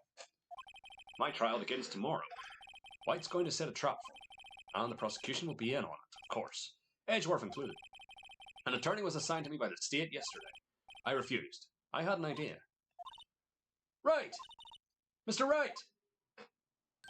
Oh, Maya. Great, they let you out of detention? Just now, yes. It's all thanks to you. I'm afraid we switched places. What? You mean you... I explained what had happened to Maya. What had happened to Maya. I don't believe it. How many people does that man need to destroy before he's satisfied? My mother, my sister, now you. This is going too far. So right, please tell me, is there anything I can do? Well... cheer me on in court. Or defend me. Defend me. Fuck. Alright, you can be my defense lawyer tomorrow. Alright! Huh? Leave it to me. I am Mia's sister, after all. Lawyership runs in our blood. Wait, ghost powers that run in your blood? I better run to the bookstore and pick up a copy of Law for Rookies. Wait! What? I'm kidding. It was a joke. No way. No, really, I was kidding. Thanks. It's good to know you're on my side. And there really isn't anything you can do for me anyway. But I can't just sit here and do nothing. I've got to give that man a piece of my mind. Peace? Okay. Then come to the trial tomorrow. Oh, okay. I'll be there. I'll show them a thing or two.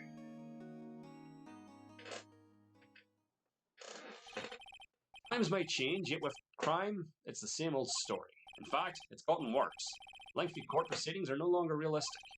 Beginning a few years ago, a limit of 3 days was put on initial court trials. Almost all finish in a day, most with a guilty verdict.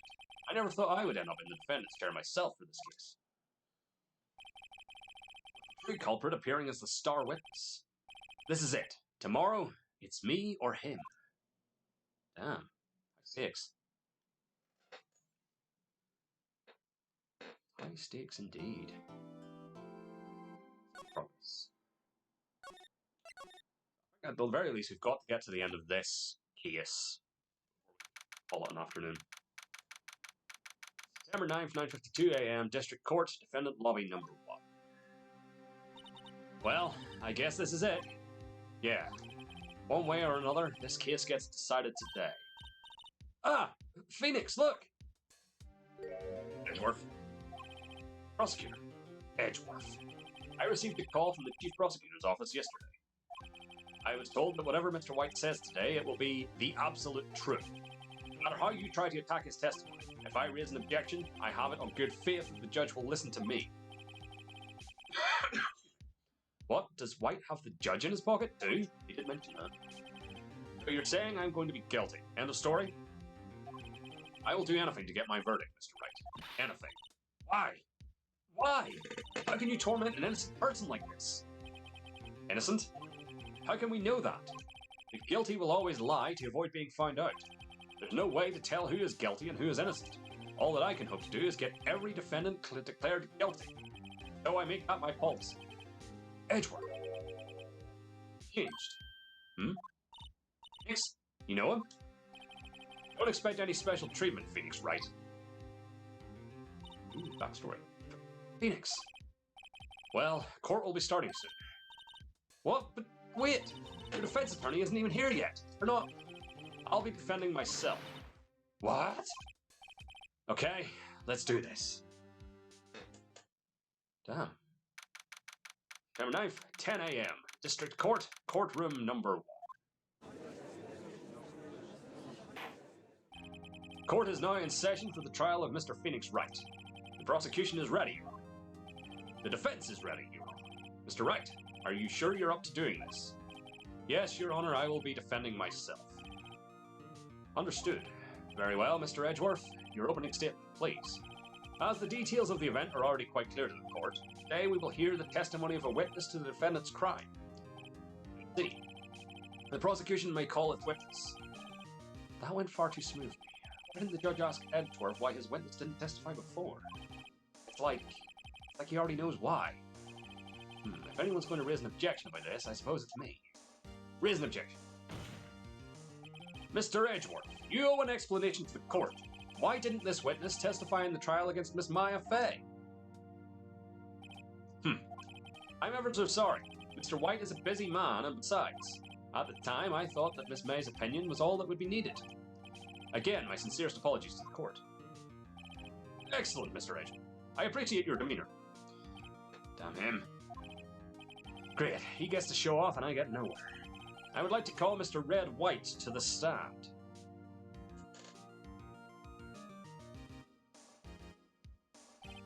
Please state your full name. You wish to know the title of my personage? Who? Your name. Yes, that is what I said. Oh dear, do my locutions confuse? Name!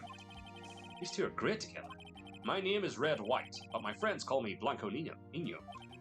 I am the CEO, or to use a more common term, the president of Blue Corps. Those aren't always the same thing. Did you know the victim is Mia Fey? That would be a negatory. No, I did not. You were at the Gatewater Hotel on the night of the murder. Correct.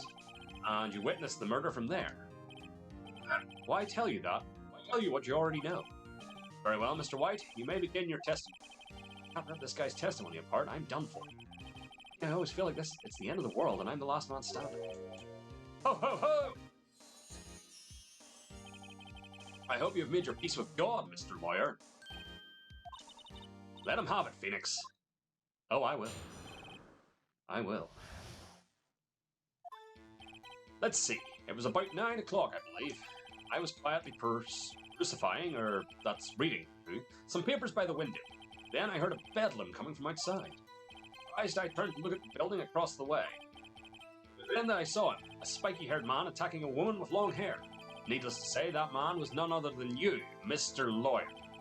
I called Miss May over at once. She, too, was flabbergasted, of course.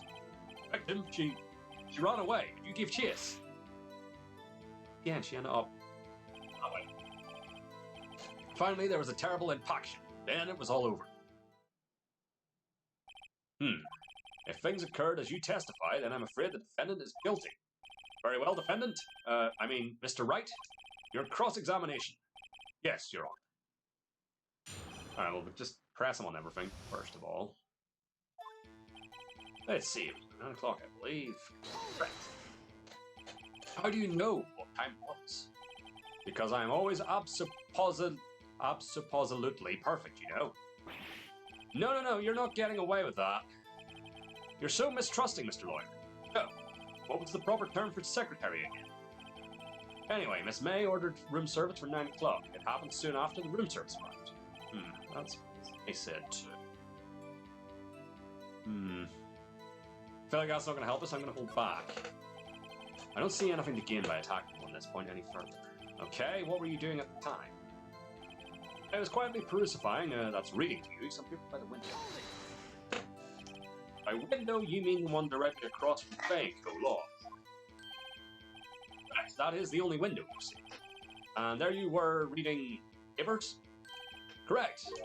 The Gatewater is a businessman's hotel, and I'm a busy man who had business to do. Then I heard a bedlam coming from outside. Bedlam? It must have been when you attacked, I assume. We see. Continue. Surprised, I turned to look at the building across the way. So you were reading your papers until you heard that sound. Of course, I am no snoop, peeping out of windows at night. No snoop, yeah, right. You've made a career out of snooping. But nothing there. It was then I saw him, a spiky-haired man attacking a woman with long hair. Spiky-haired? Needless to say, that man was none other than you, Mr. Lawyer. What you just said directly conflicts with Miss May's testimony. Miss May clearly stated that the assailant looked like a girl. I've always been proud of my eyesight, Mr. Lawyer. Just what is your eyesight? Counting both eyes, 40. 40? Don't add them together. I think the witness is trying to say his eyesight is good. Hey, whose side is the judge on anyway? What did you do then? I called Miss May over at once. She too was surprised, of course. What was Miss May doing at the time? She just finished watching a soap opera on the TV and was weeping openly. Did you know she had been tapping the Fae office phone? Irrelevant. That has nothing to do with the case at hand. I care not. I will answer the lawyer's old inquiry. Miss May was acting alone when she tapped the phone of this Fae woman. You'd make a good politician, Mr. White. Ho-ho! I know. After all, I am El Presidente. Please continue. The victim, she ran away, but you give chase. Can you be a little more detailed about that? I think it's worth knowing exactly what happened. Of course. Comprende. I understand. The victim was attacked by you and ran to the left. You gave chase and struck her down. Are you sure? As you know, I am always absolutely perfect. Perhaps you could change your testimony to reflect this new detail. What? The victim ran to the left and you gave chase. Alright, hold on. What have we got? Ah! Because she said I ran to the right. Wait right there! Or should I say, left. Mr. White, you've dug your own grave. What's this? You said the victim ran to the left, but that directly contradicts Miss May's testimony. She clearly stated that the victim ran right. Oh, ho-ho! It is simple. You have misheard her.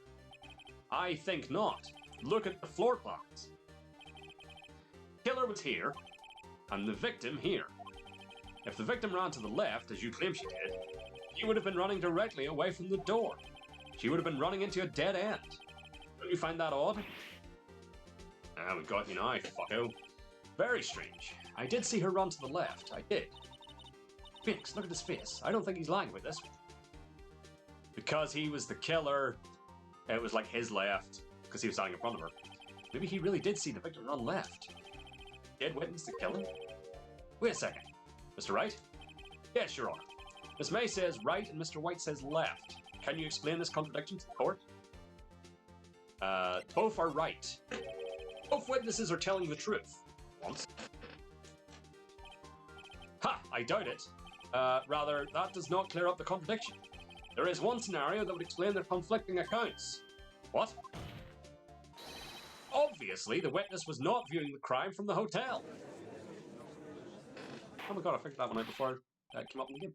Mr. Wright, what do you mean? Yes, what do you mean he was not viewing the crime from the hotel? If he was not in the hotel, where could he have been? In the law offices of Fay & Co., of course. Doing a murder. More specifically, he was standing here. Time to show the court where Mr. White was standing.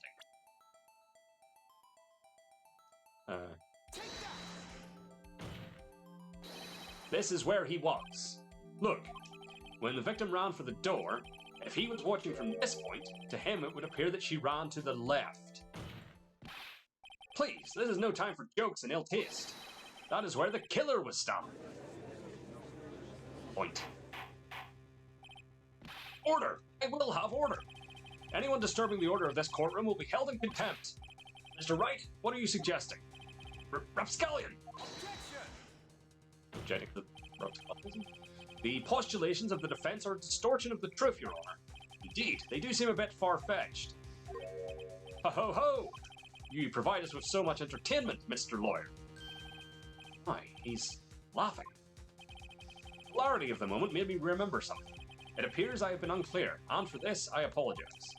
Mr. Your Honor, might I be allowed to testify once more? Very well, let's hear your revised testimony. Good luck. You can't fix a broken testimony, buddy. She ran to the left. Miss May's testimony was correct, as was mine. When you assaulted the girl, she first ran to the left. And then you hit her, savagely. That is what I saw. Next, with the last of her strength, she ran to the right. You chased her and delivered the final blow. Doesn't sound right at all. That is what Miss May saw.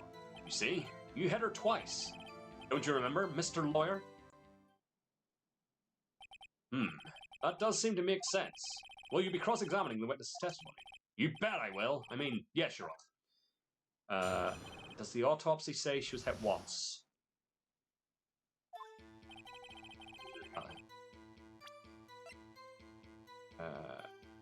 Actually. Hit. Let's press on everything. What do you mean by that? That is what I am about to explain. You Americans, always so impatient. It does not become you. Buddy, you're an American too. When you assaulted the girl, she first ran to the left. What do you mean, first? That is what comes before what happens next. You speak English, right? Please sit back, relax. I'll try to use simple words for your benefit. First, she ran to the left, and then you hit her savagely. That is what I saw. I didn't hit anyone. No, Mr. Wright. There is no point hiding things from this court. I'm not hiding anything. The prosecution requests that the defense refrain from interrupting the testimony. Mr. Wright, you've been warned. Why are they mad at me? Next, with the last of her strength, she ran to the right. Hold on. Anything...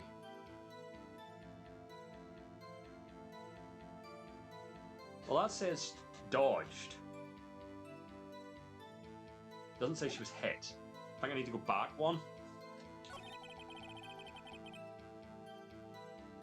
There it is. Your Honor, that statement contradicts this evidence. It does? I don't see anything contradicting. Huh? Really? No, it does. Alright, maybe there. Let's see. Okay, I guess not. Next, we lost her strength. She ran to the right. Alright, we'll press. What do you mean next? Next will come after first. I know that. Then that is all you need to know. As I said, she turned and made a desperate dash to the right. You chased her and delivered the final blow. That is what Miss May saw. You see, you hit her twice. Maybe here?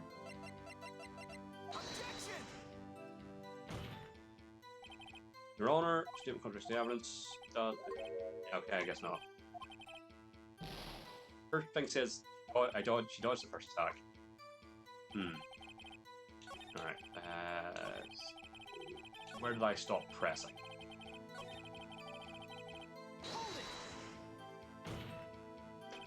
Stop saying it was me! But it was you. Mr. Wright, if you claim that it was not you, then show us proof. I do nothing, right? Nothing? May I continue? Alright, that was what Miss May saw. So each of you saw different parts. Absolutely. That's right, of course. Where did he pick up that annoying phrase? Anyway, moving along. And then see there. So were you watching both times? I suppose I was. And please, excuse me for not testifying to this sooner. What do you think, Fee? I think we've got him right where we want him. He slept. Let him laugh for now. I'll soon wipe that smile off his face. 20 was correct, as was mine. Okay. The only thing I can think of is... I've got nothing. Anything I have here...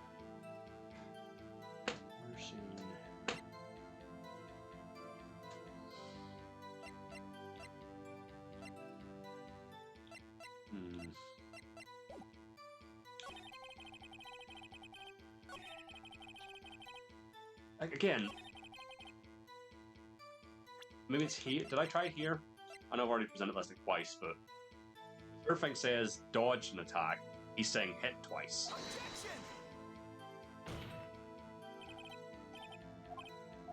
I guess not.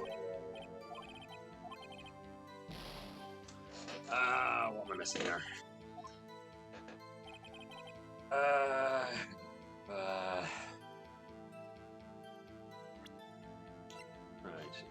That one blow from a blunt object. Well, I suppose it says from a like a blow. Oh, I didn't mean to do that one.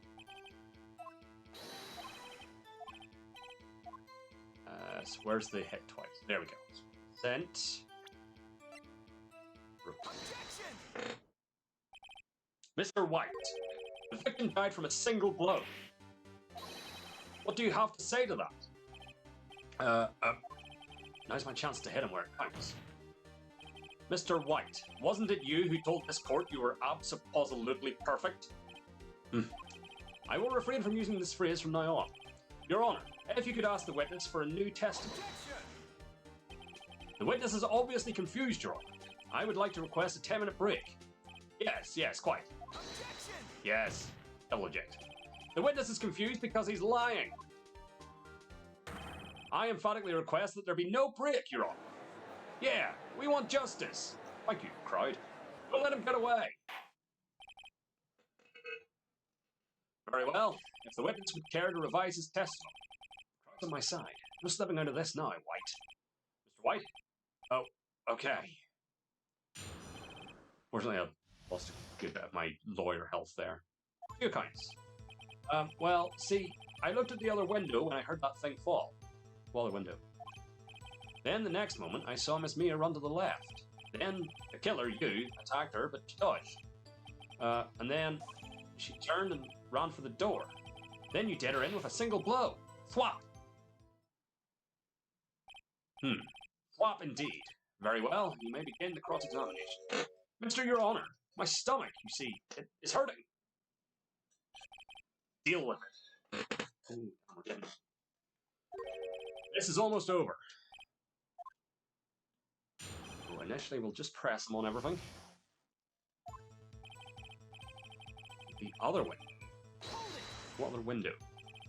You heard that thing fall. What exactly was that thing? Huh? Oh, that. The glass light stand. Right, the one that had fallen over at the sea. Phoenix, doesn't something about that strike you as odd? Yeah, very odd. Yeah, that is odd. I'll throw it further. For White, you can't see it from the hotel window, I think? Huh? What? You're saying you saw the glass light stand? Yes? Then change your testimony to reflect that. Sorry, my bad. The witness will revise his testimony. Okay, of course. The light stand was lying on the floor when I looked. It would be nice if I could have a look at this first. Oh, I can. Yeah, super. I'm going to present that. Mr. White. It was impossible for you to have seen the glass stand. What? Look at this. These are the floor plans to the scene of the murder, yes? Correct, Your Honor. Aye, look. If you were to look through the window at the office, this is the area you would be able to see. Here. Well, note that the stand is not within the visible area. Well, Mr. White? What do you have to say to that? Ridiculosity? Mr. White, if you were in the Gatewater Hotel as you claim, you could not have seen the stand before it fell over. In fact, you wouldn't have been able to see it after it fell either. There's no way you could have recognized the broken shards as the glass light stand. So when did you see the stand, Mr. White? Does this become like a Jojo Breaking Bad crossing? It must have been the moment that it fell. And the only place you could have seen that from is inside the Fey Law offices. In other words, you were at the scene of the crime when the murder took place. Ah! Got him. Got him.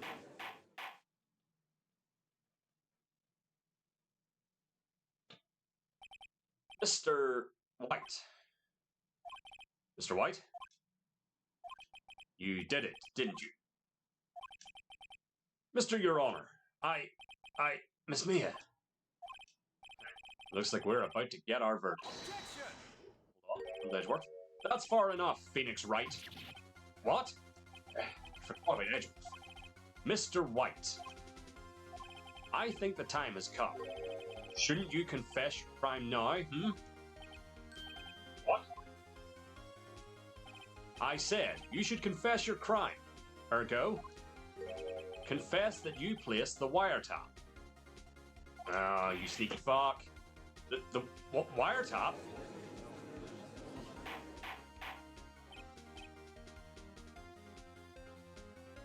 Order! Order! Mr. Edgeworth, explain to the court what you mean by this. Distinguished members of the court, Mr. White is slightly confused. Allow me to explain. I really don't like the way this is headed. As you know, Mr. White is the CEO of Blue Corp. He ordered his secretary, Miss April May, to tap the law offices of Miss Fay. What does that have to do? Your Honor. The question is, when was the wiretap placed in the office? And by who? No, you wouldn't.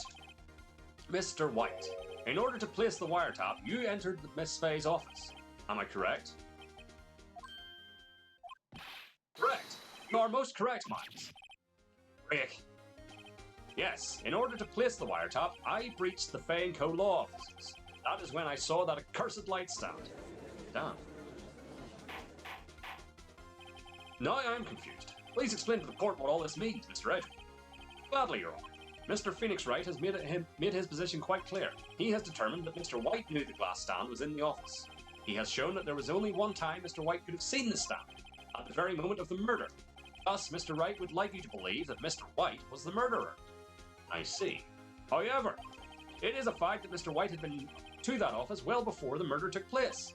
When he went to place the wiretap, he could have seen the glass light stand then. Ergo, Mr. Phoenix Wright's theory is revealed for the baseless conjecture it is. Damn, we had him. Almost had him. Mr. White, you will testify to the court about this wiretapping. Ahem. Leave it to me. I feel faint. The wiretapping. Begin. It was the beginning of September, the week before the murder. I had entered the Fay & Co. law offices. Of course, I had done so to place the wiretap. That is when I saw this glass light stand. So, you saw the stand before the night of the incident, and this is how you were able to identify what had fallen over, by the sound. Correct, that is right. I see. Very well, Mr. Wright. You may cross-examine. What am I supposed to do now? Good luck, Phoenix. It's like we've already got 2 points to work with here, don't we? No, 4. Okay. Press. Do you have proof? Miss April May knew the details of Miss Fay's phone conversation. This proves that the wiretap was placed before the murder. Right. I entered the Fay & Co. law offices. Was it really you that went into the office? Or was it Miss May? Unidentified fingerprints several days old were found in the Fay & Co. law offices. Those were obviously Mr. White's. If I know Edgeworth, he's already run a check on those prints. Hi, Mr. White. Tell us why you went to the Fay & Co. law offices. I had done so to place the wire. Why did you tap me as phone? This has no bearing on the current case, Your Honor. Blue Corps is a detective agency of sorts. We have a responsibility to protect client confidentiality.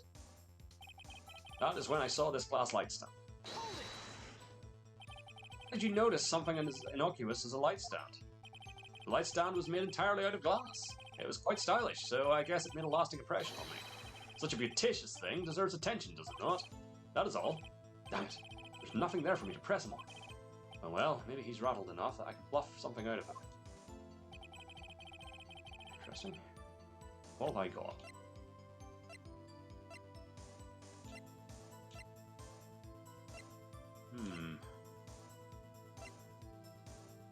Nothing really.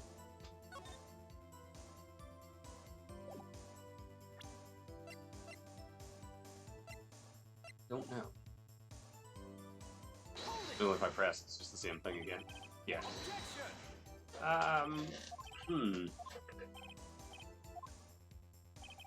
Enter the Fay & Co. law offices. Of course, I had done so to place the wiretap. Uh-oh, don't tell me to run out of ammo. Tisk. Afraid that's as far as you go, Mr. Wright. The time has come for you to admit your defeat. You fought honorably. No more. I can't take this anymore. Are you giving up? Yes, Your Honor. Phoenix! Phoenix, over here! I know that voice. Mia? Never give up, Phoenix. Huh? Mia? Have I collapsed? What's happened? Where am I? Wait, Ollie. What happened? Oh, right. I lost the trial. I was hallucinating. Ah, Jesus. Ah, you're finally awake. Gak! What's going on? Hey, Phoenix! Gak! That's no way to greet an old friend. Phoenix, I want you to look at me. Why are you not dead? What's happening? Ah, Jesus. Wait, you're... Maya? Didn't you know the Fae women have strong psychic powers? When you accepted your defeat in court, it appears that was enough of a shock to awaken Maya's true powers. So, Maya is channeling you, Mia. That's right. I am Maya, but I'm also Mia. Now I want you to listen to me, Phoenix. Maya never gave up. You can't either. That's what I came here to tell you. But you don't have much time, Phoenix. Now listen. You've already won. Huh? You have that receipt in the court record, right? Oh yeah. The one you wrote Maya on. Phoenix. White wrote that, not me. Yeah, we established that. You couldn't have. So, what do I do with it? Look at the front of the receipt. It's a regular receipt. Looks like it's from a famous department store. $1,000. Wow, big spender. Item, glass light stand. Date of purchase, September 4th. September 4th? That's right, Phoenix. I bought that stand the day before I was killed. Whoa! Now, what did Mr. White say in his testimony? It was the beginning of September, the week before the murder. He said he saw the stand the week before the murder. There you go. I think the court is about to reconvene. Go do it, Phoenix. You know you're innocent. Now you just have to prove it. Right. Can't believe all this time we never thought to look at what the receipt might have been for. Thanks, Ghost. September 9th, 1:16 p.m. District Court, courtroom number 1. Court will now reconvene for the trial of Mr. Phoenix Wright. Is the defendant, rather, are you alright, Mr. Wright? Yes, sorry, Your Honor. I'm fine now. Then let's start where we left off. What? Your Honor, there is nothing to go back to. Cross-examination of Mr. White is finished. All that is required now is for you to pass judgment on the defendant, Phoenix Wright. Your Honor, please give me one more chance. I promise you, this is the last time I'll ask you. But, as Mr. Edgeworth has noted, the trial is more or less finished. Mr. Edgeworth, do you have an opinion on this matter? I say, let us give Mr. Phoenix Wright his last chance. Oh, you arrogant son of a bitch. You could have had me there. Very well. You may begin your cross-examination. The wiretapping. Beginning of September, the week before. Bump. Where's my receipt? There's my receipt. Objection! Look closely at this. See the word Maya written in blood? Aha! You're grasping. I think not. Look at the other side of the receipt. The other side? Your Honor, would you tell the court what is written on the other side of that receipt? Well, a glass light stand. And the date of purchase? Why, that's the day before the murder. You see, Mr. White, when you allegedly entered Fenco law offices at the beginning of September, the stand could not have been there.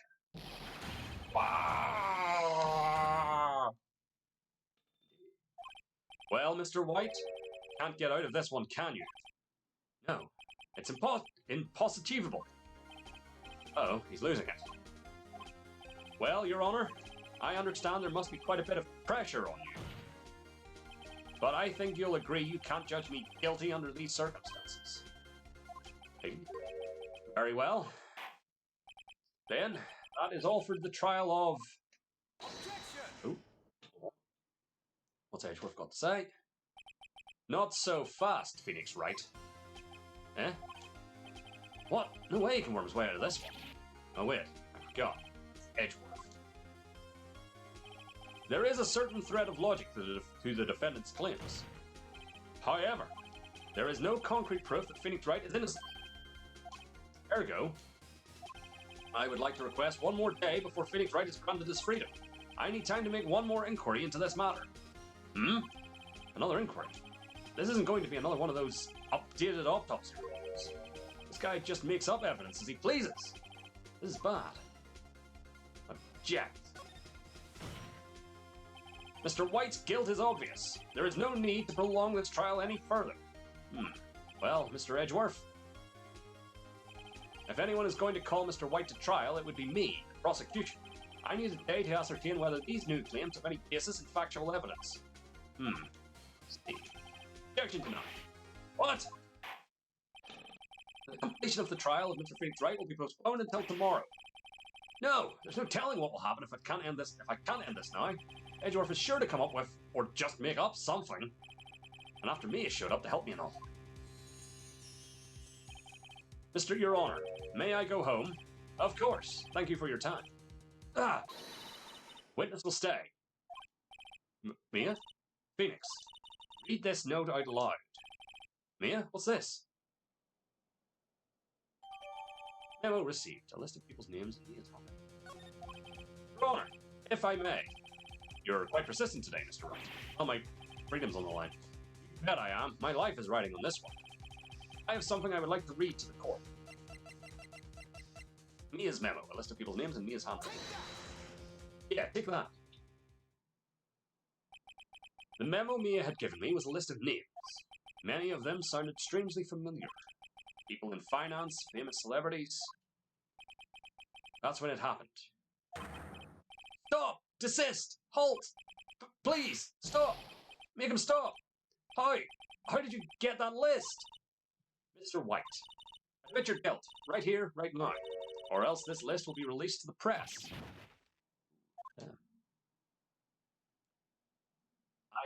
I confess. I confess. I did it. I hit her. I hit Miss Mia with the thinker.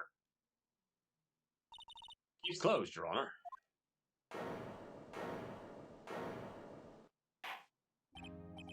Well, I see no reason to continue this trial. Right? Yes, Your Honor. You've done it again. That was quite a spirited defense. Yes, Your Honor. I guess you could say that. If only you knew how spirited it was. Well, the court finds the defense, rather the defendant, Mr. Phoenix Wright, not guilty. And once again, the not guilty. That all courtrooms have. That is all. The court is adjourned. September 9th, 2:24 p.m. District Court, Defendant Lobby number 1. Well, I never thought I'd be saying this again, but congratulations. You're lucky I was born a fag. I'm lucky I had both you and Maya on my side. I'm glad you made it. Thank you, Phoenix. You risked a lot to help me. And Maya. I won't forget it as long as I live. As long as you live. My time here's running out. Huh? Maya's powers are still weak. I can't stay here that long. What? No, there's still so much to say. Don't worry, I'm sure we'll meet again. Chief! Hee. I'm not the chief anymore. Phoenix, can you come to the office tonight? Say 9 o'clock? The office? I'll see you later. Chief! Mia! September 9th, 9:02 p.m. Fay & Co. Law. Soon to be Wright & Co., I imagine. Being here, it's hard not to think about that night. Came! Mia? I was kind of worried you might not. Huh? Of course I came. Well then, I'm pretty hungry. How about a burger? Mia? Wah! Ha! You should see your face. Mia? What are you talking about? It's me, Maya. Maya? What, did I look like my sister? Looked like you were hurt. I might be able to use that. Oh, Phoenix, go to the store and buy me lunch, would you? Why are you here? Because of this. See, Mia wrote me a letter. Take care of Phoenix for me. Take care of, huh? She means the office. This office. Someone has to help with the new Wright & Co. law offices, right? And who better but me, Maya Fey, reporting for duty. Wait, no. On second thought, let's make this casual. Yo, Nick. Maya here, ready to get down to business. You don't mind me calling you Nick, do you? It's a great name. Mia said that's what your friend Larry calls you. Nick. You know what this means? We're partners. Really good having a side. You know, when I think about it, it is Maya's fault I'm here now. But if it wasn't for her, I'd probably be in jail. Wright & Co. law offices. Got a good ring to it. Yeah. Thanks, Maya. Hell yeah. Good luck, Phoenix. I'll always be here, watching.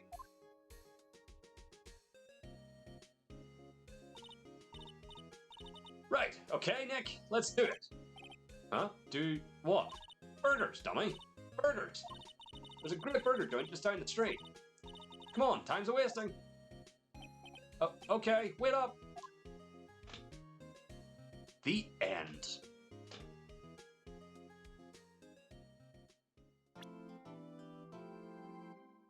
Brand new episode has been added, which we will do next time. Here, right. Oh no, don't quit it. Shit. Progress. Oh.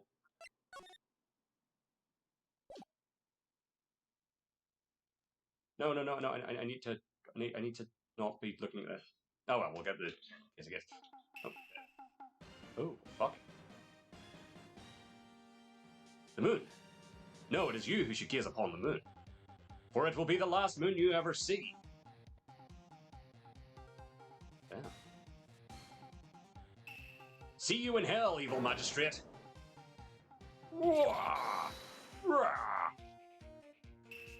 Warriors' swords gleam and strike in the moonlight. One has fallen, but who? Only the moon knows. Don't miss next week's exciting episode. The Dark Messenger returns.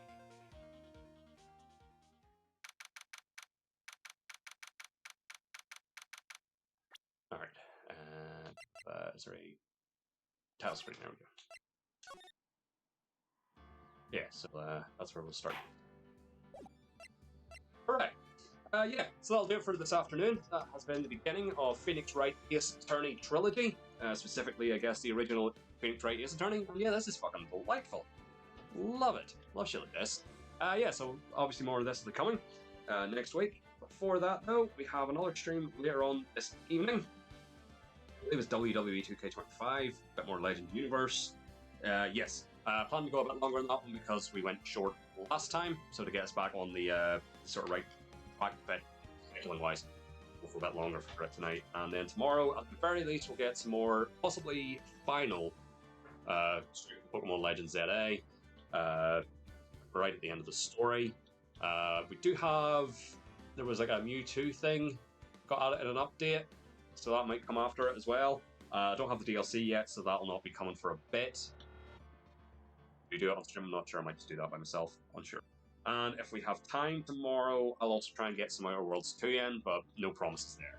But that'll definitely be back next week. And even if we do it tomorrow, I'll be back next week either way, because it's an ongoing thing. So yeah, that'll do it for now, though. Thanks for watching. I will catch you next time. Cheers and goodbye.